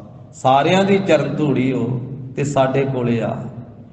ਜਿੱਥੇ ਸੰਗਤ ਦੀ ਚਰਨ ਧੂੜੀ ਮੰਗੀ ਹੈ, ਉੱਥੇ ਮਹਾਰਾਜ ਕਹਿੰਦੇ ਗੁਰੂ ਕੇ ਸਿੱਖਾਂ ਦੀ। ਗੁਰਸਿੱਖਾਂ ਕੀ ਹਰ ਧੂੜ ਦੇਹ, ਹਮ ਪਾਪੀ ਪੀਗਤ ਪਾਹੇ। ਧੂੜੀ ਵਿੱਚ ਲੁਟੰਦੜੀ ਸੋਹਾਂ, ਨਾਨਕ ਤੈ ਸਹਿ ਨਾਲੇ। ਬਾਦਸ਼ਾਹ ਸਾਧ ਹੈ ਧੂੜ, ਸਾਧੂ ਜਨਾਂ ਦੀ, ਜਿਨ੍ਹਾਂ ਨੇ ਆਪਣੇ ਨਾ ਸਾਧੇ ਜਾਣ ਵਾਲੇ ਮਨ ਨੂੰ ਸਾਧਿਆ। ਸਾਧੂ ਕੌਣ ਹੈ? ਸਤਿਗੁਰੂ ਪੰਚਮ ਪਾਤਸ਼ਾਹ ਕਹਿੰਦੇ ਅਗਮ ਅਗਾਧ ਪਾਰ ਬ੍ਰਹਮ ਸੋਏ, ਜੋ ਜੋ ਕਹੈ ਸੋ ਮੁਕਤਾ ਹੋਏ। ਸੁਣ ਮੀਤਾ ਨਾਨਕ ਬਿਨਵੰਤਾ, ਸਾਧ ਜਨਾਂ ਕੀ ਅਚਰਜ ਕਥਾ। ਸਾਧੂ ਜਨਾਂ ਦੀ ਅਸਚਰਜ ਕਥਾ ਹੈ। ਜਿੱਥੇ ਵਾਹਿਗੁਰੂ ਦੀ ਅਸਚਰਜ ਕਥਾ ਹੈ, ਗੁਰੂ ਕੀ ਅਸਚਰਜ ਕਥਾ ਹੈ, ਉੱਥੇ ਗੁਰੂ ਕੇ ਸਿੱਖਾਂ ਦੀ, ਗੁਰੂ ਕੇ ਸਾਧੂਆਂ ਗੁਰਮੁਖਾਂ ਦੀ ਵੀ ਅਸਚਰਜ ਕਥਾ ਹੈ। ਫਿਰ ਅਸ਼ਟਪਦੀ ਵਿੱਚ ਤੇ ਬੜਾ ਹੀ ਖੁਲਾਸਾ ਕੀਤਾ ਤੇ ਅਖੀਰਲੇ ਪਦ 'ਚ ਜਾ ਕੇ ਕਹਿ ਦਿੱਤਾ, ਸਾਧ ਕੀ ਮਹਿਮਾ ਵੇਦ ਨਾ ਜਾਣੈ, ਜੇਤਾ ਸੁਣਹਿ ਤੇਤਾ ਬਖਿਆਨੈ। ਸਾਧ ਕੀ ਉਪਮਾ ਤਿਹੁ ਗੁਣ ਤੇ ਦੂਰ, ਸਾਧ ਕੀ ਉਪਮਾ ਰਹੀ ਭਰਪੂਰ। ਸਾਧ ਕੀ ਸੋਭਾ ਕਾ ਨਾਹੀ ਅੰਤ, ਸਾਧ ਕੀ ਸੋਭਾ ਸਦਾ ਬੇਅੰਤ। ਸਾਧ ਕੀ ਸੋਭਾ ਊਚ ਤੇ ਉੱਚੀ, ਸਾਧ ਕੀ ਸੋਭਾ ਮੂਚ ਤੇ ਮੂਚੀ। ਸਾਧ ਕੀ ਸੋਭਾ ਸਾਧ ਬਣ ਆਈ, ਨਾਨਕ ਸਾਧ ਪ੍ਰਭ ਭੇਦ ਨਾ ਪਾਈ। ਸਾਧੂ ਵਿੱਚ ਤੇ ਪ੍ਰਭੂ ਵਿੱਚ ਭੇਦ ਹੀ ਕੋਈ ਨਹੀਂ। ਜਿਨ੍ਹਾਂ ਨਾ ਵਿਸਰੈ ਨਾਮ ਸੇ ਕਨੇਹਿਆ, ਭੇਦ ਨਾ ਜਾਣੋ ਮੂਲ ਸਾਈ ਜੇਹਿਆ। ਐਸੇ ਸਾਧੂ ਜਨਾਂ ਦੀ ਚਰਨ ਧੂੜੀ ਮੰਗ। ਗੁਰਮੁਖ ਸਾਧ ਅਸਾਧ ਸਾਧ ਸਦਾਇਆ। ਹੁਣ ਸਾਧ ਵਹੀ ਜਗ ਜਾਨੀਏ, ਜਾ ਕੇ ਨਹੀਂ ਉਪਾਦ ਮਨ। ਜਿਹਦੇ ਮਨ ਵਿੱਚ ਕੋਈ ਉਪਾਧੀ ਨਹੀਂ ਹੈ, ਜੋ ਅੰਦਰੋਂ ਬਾਹਰੋਂ ਵਾਹਿਗੁਰੂ ਜੀ ਦੇ ਨਾਲ ਜੁੜਿਆ ਹੋਇਆ, ਐਸੇ ਸਾਧੂ ਜਨਾਂ ਦੀ ਚਰਨ ਧੂੜੀ ਵੀ ਮੰਗ। ਆਪ ਨਿਵਾਰ ਹਰ ਹਰ ਭਜਾ, ਆਪਾ ਭਾਵ ਨਿਵਾਰ ਕਰਕੇ, ਹੰਕਾਰ ਛੱਡ ਕਰਕੇ, ਹਰ ਹਰ ਪਰਮੇਸ਼ਰ ਜੋ ਹਰਿਆਂ ਭਰਿਆਂ ਕਰਨ ਵਾਲਾ, ਹਰ ਥਾਂ ਤੇ ਵਸਣ ਵਾਲਾ, ਉਸ ਦਾ ਭਜਨ ਕਰੋ। ਨਾਨਕ ਪ੍ਰਭ ਭਰਪੂਰ। ਮਹਾਰਾਜ ਕਹਿੰਦੇ ਉਹ ਪ੍ਰਭੂ ਸਾਰੇ ਪਾਸੇ ਲਵਾ ਲਵ ਭਰਪੂਰ ਹੋ ਰਿਹਾ ਹੈ। ਕੀੜੀ ਵਿੱਚ ਵੀ ਓਨਾ ਹੀ ਹੈ, ਹਾਥੀ ਵਿੱਚ ਵੀ ਓਨਾ ਹੀ ਹੈ। ਚੀਟੀ ਤੇ ਕੁੰਚਰਿਆ ਸਥੂਲਾ, ਸਭ ਪਰ ਕਿਰਪਾ ਦ੍ਰਿਸ਼ਟ ਕਰ ਫੂਲਾ। ਜਲ ਥਲ ਮਹੀ ਅਲਕੂਰਿਆ, ਸੁਆਮੀ ਸਿਰਜਣਹਾਰ। ਅਨਕ ਭਾਂਤ ਹੋਏ ਪਸਰਿਆ, ਨਾਨਕ ਏਕ ਓੰਕਾਰ।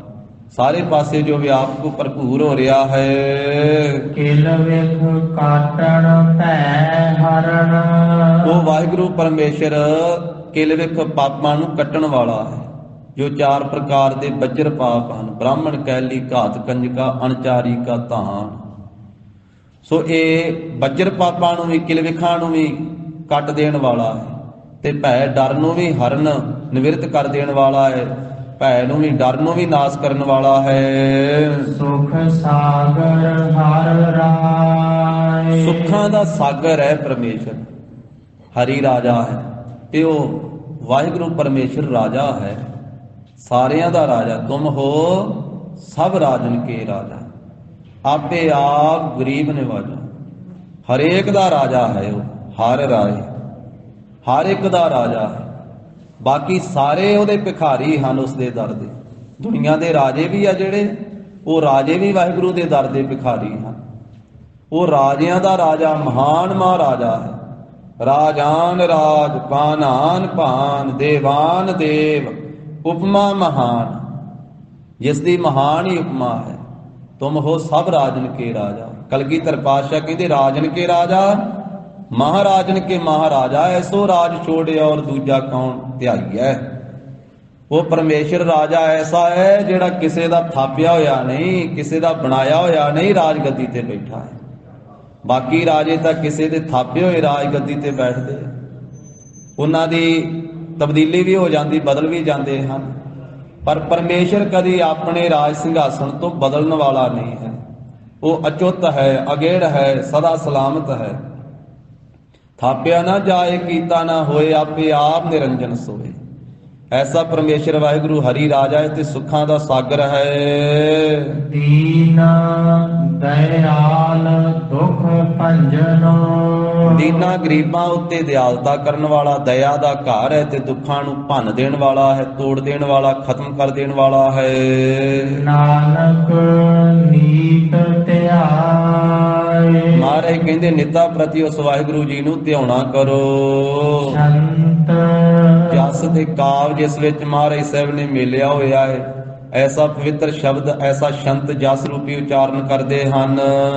ਜਸ ਗਾਵਹੁ ਵਡ ਭਾਗੀ ਹੋ, ਮਹਾਰਾਜ ਕਹਿੰਦੇ ਵੱਡਿਆਂ ਭਾਗਾਂ ਵਾਲਿਓ, ਸਤ ਸੰਗਿਓ, ਪਰਮੇਸ਼ਰ ਵਾਹਿਗੁਰੂ ਜੀ ਦਾ ਜਸ ਗਾਓ, ਪ੍ਰਭੂ ਦਾ ਜਸ ਗਾਓ। ਇਨਸਾਨ ਜਸ ਗਾਉਂਦਾ ਹੈ, ਕੋਈ ਕਿਸੇ ਦਾ ਗਾਉਂਦਾ, ਕੋਈ ਕਿਸੇ ਦਾ ਗਾਉਂਦਾ। ਮਹਾਰਾਜ ਕਹਿੰਦੇ ਬਾਕੀ ਜਸ ਗਾਏ ਕਿਸੇ ਕੰਮ ਨਹੀਂ ਆਉਣੇ। ਦੁਨੀਆ ਨਾ ਸਾਲਾਹੇ ਜੋ ਮਰ ਵੰਜਸੀ, ਲੋਕਾਂ ਨਾ ਸਾਲਾਹੇ ਜੋ ਮਰ ਖਾਕ ਥੀ। ਵਾਹੋ ਮੇਰੇ ਸਾਹਿਬਾ ਵਾਹੋ, ਗੁਰਮੁਖ ਸਦਾ ਸਾਲਾਹੀਏ, ਸੱਚਾ ਵੇ ਪ੍ਰਵਾਹ। ਜੋ ਸੱਚਾ ਹੈ ਤੇ ਵੇ ਪ੍ਰਵਾਹ ਹੈ, ਗੁਰਮੁਖ ਸਦਾ ਉਸ ਦੀ ਸਿਫਤ ਕਰਦੇ ਹਨ। ਇਸ ਕਰਕੇ ਗਰੀਬ ਨਵਾਜ ਸਾਹਿਬ ਜੀ ਕਹਿੰਦੇ ਵਾਹਿਗੁਰੂ ਦਾ ਜਸ ਗਾਓ ਜਿਹੜਾ ਨਾਲ ਨਿਭਣ ਵਾਲਾ ਹੈ। ਹਰ ਜਸ ਰੇ ਮਨਾ ਗਾਏ ਲੈ, ਜੋ ਸੰਗੀ ਹੈ ਤੇਰੋ। ਔਸਰ ਬੀਤਿਓ ਜਾਤ ਹੈ, ਕਹਿਓ ਮਾਨ ਲੈ ਮੇਰੋ। ਵੱਡਿਆਂ ਭਾਗਾਂ ਵਾਲਿਓ, ਪ੍ਰਭੂ ਦਾ ਜਸ ਗਾਓ। ਕਰ ਕਿਰਪਾ ਭਗਵੰਤ ਜੀਓ, ਜਿਨ੍ਹਾਂ ਉੱਤੇ ਉਹ ਪਰਮੇਸ਼ਰ ਭਗਵੰਤ ਕਿਰਪਾ ਕਰਦਾ ਹੈ ਨਾ, ਉਹੀ ਪ੍ਰਭੂ ਦਾ ਜਸ ਗਾਉਂਦੇ। ਜਿਸ ਨੂੰ ਬਖਸ਼ ਲੈ ਹੈ ਮੇਰੇ ਪਿਆਰੇ, ਸੋ ਜਸ ਤੇਰਾ ਗਾਵੇ। ਜਿਸ ਨੂੰ ਬਖਸ਼ੇ ਸਿਫਤ ਸਾਲਾਹ, ਨਾਨਕ ਪਾਤ ਸਾਹੀ ਪਾਤ ਸਾਹ। ਜਿਸ ਨੂੰ ਆਪਣੀ ਸਿਫਤ ਬਖਸ਼ਦੇ ਉਹੀ ਕਰ ਸਕਦਾ ਹੈ, ਜਿਸ ਤੋਂ ਸਿਮਰਨ ਕਰਵਾਉਂਦੇ ਉਹੀ ਕਰ ਸਕਦਾ। ਸੇ ਸਿਮਰਾ ਹੈ ਜਿਨੇ ਆਪ ਸਿਮਰਾਏ, ਨਾਨਕ ਤਾਕੈ ਲਾਗੋ ਪਾਏ। ਤੇ ਮਹਾਰਾਜ ਸਾਹਿਬ ਕਹਿੰਦੇ ਜਿਹਦੇ ਉੱਤੇ ਭਗਵੰਤ ਕਿਰਪਾ ਕਰਦਾ ਉਹੀ ਜਸ ਗਾਉਂਦਾ ਹੈ। ਅਥਵਾ ਇਸ ਤਰ੍ਹਾਂ ਬੇਨਤੀ ਕਰੀਏ, ਕਰ ਕਿਰਪਾ ਭਗਵੰਤ ਜੀਓ, हे ਭਗਵਾਨ ਪਰਮੇਸ਼ਰ ਆਪ ਕਿਰਪਾ ਕਰੋ ਸਾਡੇ ਤੇ ਕਿ ਅਸੀਂ ਆਪ ਜੀ ਦਾ ਜਸ ਗਾ ਸਕੀਏ। ਰੁੱਤੀ ਮਾ ਮੂਰਤ ਘੜੀ, ਰੁੱਤੀ ਛਿਆਂ ਰੁੱਤਾਂ ਦਾ ਨਾਮ ਹੈ ਸਾਧ ਸੰਗਤ ਜੀ। ਇਸੇ ਬਾਣੀ ਵਿੱਚ ਅੱਗੇ ਛਿਆਂ ਰੁੱਤਾਂ ਦਾ ਨਾਮ ਆ ਜਾਵੇਗਾ। ਪਹਿਲੀ ਸਭ ਤੋਂ ਰੁੱਤ ਬਸੰਤ ਦੀ ਰੁੱਤ ਹੈ। ਮਹਾਰਾਜ ਸਾਹਿਬ ਇਸੇ ਬਾਣੀ ਵਿੱਚ ਅੱਗੇ ਜਾ ਕਰਕੇ ਕਥਨ ਕਰਨਗੇ, ਰੁੱਤ ਸਰਸ ਬਸੰਤ ਮਾਹ, ਚੇਤ ਵੈਸਾਖ ਸੁਖ ਮਾਸ ਜੀਓ। ਸੋ ਚੇਤ ਬਸੰਤ ਭਲਾ ਭਵਰ ਸੁਹਾਵੜੇ, ਬਣ ਫੂਲੇ ਮੰਝ ਬਾਰ ਮੈਂ ਫਿਰ ਘਰ ਬਾਹੁੜੈ। ਚੇਤ ਦੇ ਮਹੀਨੇ ਦੀ ਸੰਗਰਾਂਦ ਆਉਣ ਵਾਲੀ ਹੈ। ਇਹ ਜਿਹੜੀ ਰੁੱਤ ਚੱਲ ਰਹੀ ਹੈ ਬਸੰਤ ਦੀ ਰੁੱਤ ਚੱਲ ਰਹੀ, ਔਰ ਚੇਤ ਤੇ ਵੈਸਾਖ ਇਹ ਬਸੰਤ ਦੇ ਵਿੱਚ ਹੀ ਆਉਂਦੇ ਹਨ। ਤਾਂ ਮਹਾਰਾਜ ਸਾਹਿਬ ਜੀ ਨੇ ਇਹ ਪਹਿਲੀ ਰੁੱਤ ਹੈ। ਇਸੇ ਪ੍ਰਕਾਰ 6 ਰੁੱਤਾਂ ਹਨ ਇੱਕ ਸਾਲ ਦੀਆਂ, 2 ਮਹੀਨਿਆਂ ਦੀ ਇੱਕ ਰੁੱਤ। ਮਹਾਰਾਜ ਕਹਿੰਦੇ ਰੁੱਤੀ ਮਾਹ 12 ਮਹੀਨੇ, ਮੂਰਤ 2 ਘੜੀਆਂ ਦਾ ਨਾਮ ਹੈ, ਤੇ ਘੜੀ 24 ਮਿੰਟ ਦੀ ਹੁੰਦੀ ਹੈ। ਇਹ ਸਾਰਾ ਸਮਾਂ ਜਿਹੜਾ ਹੈ 6 ਰੁੱਤਾਂ 12 ਮਹੀਨੇ, ਮੂਰਤ ਦਾ ਸਮਾਂ 2 ਘੜੀਆਂ ਦਾ, ਤੇ ਇੱਕ ਘੜੀ 24 ਮਿੰਟ ਦੀ। ਗੁਣ ਉਚਰਤ ਸੋਭਾਵੰਤ ਜੀਓ, ਇਹ ਸਾਰੇ ਹੀ ਸੋਭਾਵੰਤ ਸਮੇਂ ਉਸ ਵੇਲੇ ਹੁੰਦੇ ਜਿਸ ਵੇਲੇ ਵਾਹਿਗੁਰੂ ਜੀ ਦੇ ਗੁਣ ਉਚਾਰੀਏ। ਜਦੋਂ ਪ੍ਰਭੂ ਦਾ ਜਸ ਗਾਈਏ, ਪ੍ਰਭੂ ਦੇ ਗੁਣ ਉਚਾਰੀਏ, ਤੇ ਫਿਰ ਰੁੱਤਾਂ ਵੀ ਸਾਰੀਆਂ ਸੋਭਾਵੰਤ ਹੋ ਜਾਂਦੀਆਂ, ਸੋਭਾ ਵਾਲੀਆਂ ਹੋ ਜਾਂਦੀਆਂ। ਮਹੀਨੇ ਵੀ 12 ਸੋਭਾ ਵਾਲੇ ਹੋ ਜਾਂਦੇ। ਮੂਰਤ 2 ਘੜੀਆਂ ਦਾ ਸਮਾਂ ਵੀ ਸੋਭਾ ਵਾਲਾ ਹੋ ਜਾਂਦਾ, ਇੱਕ ਘੜੀ ਦਾ ਸਮਾਂ ਵੀ ਸੋਭਾ ਵਾਲਾ ਹੋ ਜਾਂਦਾ। ਇਹ ਜੀਵ ਜਿਹੜਾ ਹੈ ਸਾਰੇ ਸਮਿਆਂ ਵਿੱਚ ਵਿਚਰਨ ਵਾਲਾ, ਸੋਭਾ ਵਾਲਾ ਹੋ ਜਾਂਦਾ ਹੈ। ਉਹ ਸੋਭਾ ਮਿਲਦੀ ਹੈ ਜਿਹੜੀ ਨਾਮ ਵਿੱਚੋਂ ਮਿਲਦੀ ਹੈ, ਸੱਚੀ ਸੋਭਾ। ਇੱਕ ਮਾਇਆ ਦੀ ਸੋਭਾ, ਉਹਨੂੰ ਮਹਾਰਾਜ ਨੇ ਆਖਿਆ ਮਾਇਆ ਕੀ ਸੋਭਾ 4 ਦਿਹਾੜੇ ਜਾਂਦੀ ਬਿਲਮ ਨਾ ਹੋਈ। ਇੱਕ ਨਾਮ ਦੀ ਸੋਭਾ ਹੈ, ਸਦੀਆਂ ਬੀਤ ਜਾਣ ਤੋਂ ਬਾਅਦ, ਯੁੱਗ ਤਬਦੀਲ ਹੋ ਜਾਣ ਤੋਂ ਬਾਅਦ ਵੀ ਨਾਮ ਦੀ ਸੋਭਾ ਘਟਦੀ ਨਹੀਂ, ਇਹ ਤਾਂ ਦਿਨ ਦਿਨ ਚੜ੍ਹੈ ਸਵਾਇਆ, ਇਹ ਵੱਧਦੀ ਜਾਂਦੀ ਹੈ। ਜਿਸ ਨੂੰ ਮਹਾਰਾਜ ਨੇ ਆਖਿਆ ਖਾਵਹਿ ਖਰਚਾ ਹੈ ਰਲ ਮਿਲ ਭਾਈ, ਤੋਟ ਨਾ ਆਵੇ ਵੱਧ ਤੋਂ ਜਾਈ। ਨਾਮ ਦਾ ਭੰਡਾਰਾ, ਨਾਮ ਦਾ ਖਜ਼ਾਨਾ ਐਸਾ ਹੈ। ਵਰੁੱਤੀ ਜੋ ਇਹ ਜੀਵਨ ਦੇ ਵਿੱਚ ਵੱਖ-ਵੱਖ ਅਵਸਥਾਵਾਂ ਆਉਂਦੀਆਂ ਹਨ, ਬਚਪਨ ਹੈ, ਸੋ ਜਵਾਨੀ ਹੈ, ਢਲਦੀ ਜਵਾਨੀ ਹੈ, ਜਿਸ ਨੂੰ ਮਹਾਰਾਜ ਨੇ 3 ਰੂਪਾਂ ਵਿੱਚ ਵੀ ਕਥਨ ਕੀਤਾ ਹੈ ਤੇ 10 ਰੂਪਾਂ ਵਿੱਚ ਵੀ ਕਥਨ ਕੀਤਾ। ਸਾਧ ਸੰਗਤ 3 ਰੂਪਾਂ ਵਿੱਚ ਮਹਾਰਾਜ ਨੇ ਆਖਿਆ ਬਾਲ, ਜਵਾਨੀ ਅਰ ਬਿਰਧ ਫੁਨ 3 ਅਵਸਥਾ ਜਾਣ। ਇਹ 3 ਅਵਸਥਾ, ਇਹ ਤਿੰਨੇ ਅਵਸਥਾ ਵੀ ਨਾਮ ਨਾਲ ਜੁੜ ਕਰਕੇ ਸਫਲੀਆਂ ਹੁੰਦੀਆਂ। ਕਹੋ ਨਾਨਕ ਹਰਿ ਭਜਨ ਬਿਨ ਬਿਰਥਾ ਸਭ ਹੀ ਮਾਨ। ਹਰੀ ਦੇ ਭਜਨ ਤੋਂ ਬਿਨਾ ਸਾਰਾ ਮਾਨ ਬਿਰਥ ਹੋ ਜਾਂਦਾ। 10 ਅਵਸਥਾ ਦਾ ਜ਼ਿਕਰ ਵੀ ਕੀਤਾ ਬਾਣੀ ਅੰਦਰ ਮਹਾਰਾਜ ਸਾਹਿਬ ਜੀ ਨੇ। 10 ਬਾਲ ਤਨ 20 ਸ਼ਰਵਣ ਤੀਸਾ ਕਾ ਸੁੰਦਰ ਕਹਾਵੈ। 40 ਸੀਪੁਰ ਹੋਏ 85 ਪਗ ਖਿਸੈ। 60 ਕੇ ਬੋਡੇ ਪਾਇ ਆਵੈ। 70 ਕਾ ਮਤਹੀਨ 80 ਕਾ ਵਿਵਹਾਰ ਨਾ ਪਾਵੈ। 90 ਕਾ ਸੇ ਜਾਸਨੀ ਮੂਲ ਨਾ ਜਾਣੇ ਅਪ ਬਾਲ। ਟੰਡੋਲਮ ਢੂਡਮ ਡਿੱਠ ਮੈਂ ਨਾਨਕ ਜਗ ਧੂਏ ਕਾ ਤਵਲਹਾਰ। ਤਾਂ ਇਹ ਰੁੱਤਾਂ ਵੀ ਜਿਹੜੀਆਂ ਹਨ, ਵੱਖ-ਵੱਖ ਅਵਸਥਾਵਾਂ, ਮਾਹ ਮਹੀਨੇ ਤੇ ਮੂਰਤ, ਘੜੀਆਂ, ਭਾਵ ਸਾਰੇ ਸਮੇਂ ਜਿਹੜੇ ਹਨ ਉਹ ਵਾਹਿਗੁਰੂ ਜੀ ਦਾ ਗੁਣ ਉਚਾਰਨ ਕਰਦਿਆਂ ਹੀ ਸੋਭਾ ਵਾਲੇ ਹੁੰਦੇ ਹਨ। ਗੁਣ ਰੰਗ ਰਾਤੇ ਧਨ ਤੇ ਜਨ। ਜਿਹੜੇ ਵਾਹਿਗੁਰੂ ਜੀ ਦੇ ਗੁਣ ਗਾਉਂਦੇ ਆ, ਪ੍ਰਭੂ ਦੇ ਰੰਗ ਵਿੱਚ ਰਤੇ ਹੋਏ ਆ। ਰੰਗ ਕਹਿੰਦੇ ਪ੍ਰੇਮ ਨੂੰ। ਜਾ ਕੋ ਹਰ ਰੰਗ ਲਾਗੋ ਇਸ ਜੁਗ ਮੈਂ ਸੋ ਕਹੀਅਤ ਹੈ ਸੂਰਾ। ਜਿਸ ਦੇ ਹਿਰਦੇ ਵਿੱਚ ਵਾਹਿਗੁਰੂ ਦਾ ਰੰਗ ਲੱਗਾ, ਪ੍ਰੇਮ ਲੱਗਾ ਹੈ। ਧਨ ਤੇ ਜਨ, ਉਹ ਜਨ ਧਨਤਾ ਦੇ ਯੋਗ ਹਨ। ਜਿਵੇਂ ਸੁਖਮਨੀ ਸਾਹਿਬ ਚ ਮਹਾਰਾਜ ਨੇ ਆਖਿਆ, ਧਨ ਵਾਲਾ ਕੌਣ ਹੈ, ਉੱਚੀ ਕੁਲ ਵਾਲਾ ਕੌਣ ਹੈ, ਪੱਤ ਵਾਲਾ ਕੌਣ ਹੈ? ਜਿਹੜਾ ਵਾਹਿਗੁਰੂ ਜੀ ਦੇ ਗੁਣ ਗਾਉਂਦਾ ਹੈ, ਜਿਹਦੇ ਹਿਰਦੇ ਵਿੱਚ ਭਗਵੰਤ ਵਸਿਆ ਹੋਇਆ ਹੈ। ਸੁਖਮਨੀ ਸਾਹਿਬ ਦੀਆਂ ਪਵਿੱਤਰ ਪੰਕਤੀਆਂ, ਉਹ ਧਨਵੰਤ ਕੁਲਵੰਤ ਪਤਵੰਤ ਜੀਵਨ ਮੁਕਤ ਜਿਸ ਹਿਰਦੈ ਭਗਵੰਤ। ਮਹਾਰਾਜ ਕਹਿੰਦੇ ਉਹ ਧਨਤਾ ਦੇ ਯੋਗ ਹਨ ਪ੍ਰਭੂ ਦੇ ਪਿਆਰੇ। ਜਿਨੀ ਇੱਕ ਮਨ ਧਿਆਇਆ। ਜਿਨ੍ਹਾਂ ਨੇ ਇੱਕ ਮਨ ਹੋ ਕੇ, ਇਕਾਗਰ ਮਨ ਹੋ ਕਰਕੇ ਵਾਹਿਗੁਰੂ ਜੀ ਨੂੰ ਧਿਆਇਆ ਹੈ। ਸਫਲ ਜਨਮ ਭਇਆ ਤਿਨ ਕਾ। ਉਹਨਾਂ ਦਾ ਮਨੁੱਖਾ ਜਨਮ ਧਾਰਨ ਕੀਤਾ ਹੋਇਆ ਸਫਲ ਹੋ ਗਿਆ। ਜਿਸ ਪ੍ਰਯੋਜਨ ਵਾਸਤੇ ਇਹ ਮਨੁੱਖਾ ਜਨਮ ਮਿਲਿਆ ਸੀ ਨਾ, ਉਹਨਾਂ ਨੇ ਉਹ ਕਰ ਲਿਆ। ਇਸ ਕਰਕੇ ਉਹਨਾਂ ਦੇ ਜਨਮ ਨੂੰ ਫਲ ਲੱਗ ਗਿਆ। ਇਹ ਜਨਮ ਮਿਲਿਆ, ਜੇ ਦਰਖਤ ਨੂੰ ਫਲ ਹੀ ਨਾ ਲੱਗੇ ਤੇ ਉਹ ਨਿਸਫਲ ਹੁੰਦਾ। ਜੇ ਫਸਲ ਨੂੰ ਫਲ ਹੀ ਨਾ ਪਵੇ ਤੇ ਉਹ ਨਿਸਫਲ ਹੁੰਦੀ ਹੈ। ਇਹ ਜਨਮ ਵੀ ਮਹਾਰਾਜ ਕਹਿੰਦੇ ਕਿ ਨਾਮ ਦਾ, ਗਿਆਨ ਦਾ, ਮੁਕਤੀ ਦਾ ਫਲ ਲੈਣ ਵਾਸਤੇ ਪ੍ਰਾਪਤ ਹੋਇਆ ਹੈ। ਇਸ ਕਰਕੇ ਉਹਨਾਂ ਗੁਰਮੁਖਾਂ ਦਾ ਜਨਮ ਸਫਲਾ ਹੋ ਗਿਆ ਜਿਨ੍ਹਾਂ ਨੂੰ ਨਾਮ ਦਾ, ਗਿਆਨ ਦਾ ਫਲ ਲੱਗਾ ਗੁਰੂ ਸਾਹਿਬ ਦੇ ਪਾਸੋਂ। ਸਫਲ ਜਨਮ ਭਇਆ ਤਿਨ ਕਾ, ਉਹਨਾਂ ਦਾ ਜਨਮ ਸਫਲਾ ਹੋ ਗਿਆ। ਜਿਨੀ ਸੋ ਪ੍ਰਭ ਪਾਇਆ। ਜਿਨ੍ਹਾਂ ਨੇ ਉਸ ਪ੍ਰਭੂ ਨੂੰ ਪ੍ਰਾਪਤ ਕਰ ਲਿਆ, ਕਿਉਂਕਿ ਮਨੁੱਖਾ ਜਨਮ ਵਾਹਿਗੁਰੂ ਨੂੰ ਪ੍ਰਾਪਤ ਕਰਨ ਵਾਸਤੇ ਮਿਲਿਆ। ਭਈ ਪ੍ਰਾਪਤ ਮਾਨੁਖ ਦੇ ਹੁਰੀਆ, ਗੋਬਿੰਦ ਮਿਲਣ ਕੀ ਇਹ ਤੇਰੀ ਬਰੀਆ। ਅਵਰ ਕਾਜ ਤੇਰਾ ਕਿਤੈ ਨਾ ਕਾਮ, ਮਿਲ ਸਾਧ ਸੰਗਤ ਭਜ ਕੇਵਲ ਨਾਮ। ਪੁੰਨ ਦਾਨ ਨਾ ਤੁਲ ਕਿਰਿਆ। ਸਤਿਗੁਰੂ ਕਹਿੰਦੇ ਭਾਈ ਪੁੰਨ ਜਿਹੜਾ ਵਿਸ਼ੇਸ਼ ਦਿਨ ਤੇ ਦਾਨ ਕੀਤਾ ਜਾਂਦਾ ਉਹਨੂੰ ਪੁੰਨ ਕਿਹਾ ਜਾਂਦਾ। ਸਾਧ ਸੰਗਤ ਜੀ, ਜਿਵੇਂ ਸੰਗਰਾਂਦ ਦਾ ਪੁਰਬ ਹੈ, ਮੱਸਿਆ ਦਾ ਪੁਰਬ ਹੈ, ਪੂਰਨਮਾਸ਼ੀ ਦਾ ਪੁਰਬ ਹੈ, ਜਾਂ ਗੁਰੂ ਸਾਹਿਬਾਂ ਦੇ ਪੁਰਬ ਹਨ, ਪ੍ਰਕਾਸ਼ ਪੁਰਬ, ਜੋਤੀ ਜੋਤ ਸਮਾਉਣ ਦੇ ਪੁਰਬ, ਗੁਰਿਆਈ ਪੁਰਬ। ਪੁੰਨ ਵਾਲੇ ਦਿਨ ਜਿਹੜਾ ਦਾਨ ਕੀਤਾ ਜਾਵੇ ਉਹਨੂੰ ਪੁੰਨ ਕਿਹਾ ਜਾਂਦਾ। ਜਿਹੜਾ ਰੋਜ਼ ਕੀਤਾ ਜਾਵੇ ਦਾਨ, ਹੰਕਾਰ ਛੱਡ ਕੇ ਉਹਨੂੰ ਦਾਨ ਕਿਹਾ ਜਾਂਦਾ। ਪਰ ਮਹਾਰਾਜ ਕਹਿੰਦੇ ਨਾਮ ਦੇ ਬਰਾਬਰ ਨਾ ਕੋਈ ਦੁਨੀਆ ਦਾ ਪੁੰਨ ਹੈ, ਨਾ ਦਾਨ ਹੈ, ਨਾ ਕੋਈ ਹੋਰ ਕਿਰਿਆ ਹੈ। ਹਰ ਸਰਬ ਪਾਪਾ ਹੰਤ ਜੀਉ। ਹਰੀ ਪਰਮੇਸ਼ਰ ਸਾਰੇ ਪਾਪਾਂ ਨੂੰ ਨਾਸ਼ ਕਰਨ ਵਾਲਾ ਹੈ। ਵਾਹਿਗੁਰੂ ਜੀ ਦਾ ਨਾਮ ਸਾਰੇ ਪਾਪਾਂ ਨੂੰ ਸਮਾਪਤ ਕਰਨ ਵਾਲਾ ਹੈ ਜੀਓ। ਬਿਨਵੰਤ ਨਾਨਕ ਸਿਮਰ ਜੀਵਾ। ਬੇਨਤੀ ਪੂਰਵਕ ਕਥਨ ਕਰਦੇ ਆ ਪੰਚਮ ਪਾਤਸ਼ਾਹ ਮਹਾਰਾਜ ਸ਼ੰਤ ਦੀ ਸਮਾਪਤੀ ਕਰਦਿਆਂ ਆ। ਪਹਿਲੇ ਸ਼ੰਤ ਦੀ ਇੱਥੇ ਸਮਾਪਤੀ ਕੀਤੀ ਹੈ। ਮਹਾਰਾਜ ਕਹਿੰਦੇ ਵਾਹਿਗੁਰੂ ਜੀ ਦਾ ਸਿਮਰਨ ਕਰਕੇ ਜਿਉਂਦੇ ਹਾਂ। हे ਗੁਰਸਿੱਖੋ, ਤੁਸੀਂ ਵੀ ਪ੍ਰਭੂ ਦਾ ਸਿਮਰਨ ਕਰਕੇ ਅਸਲ ਜੀਵਨ ਪ੍ਰਾਪਤ ਕਰੋ।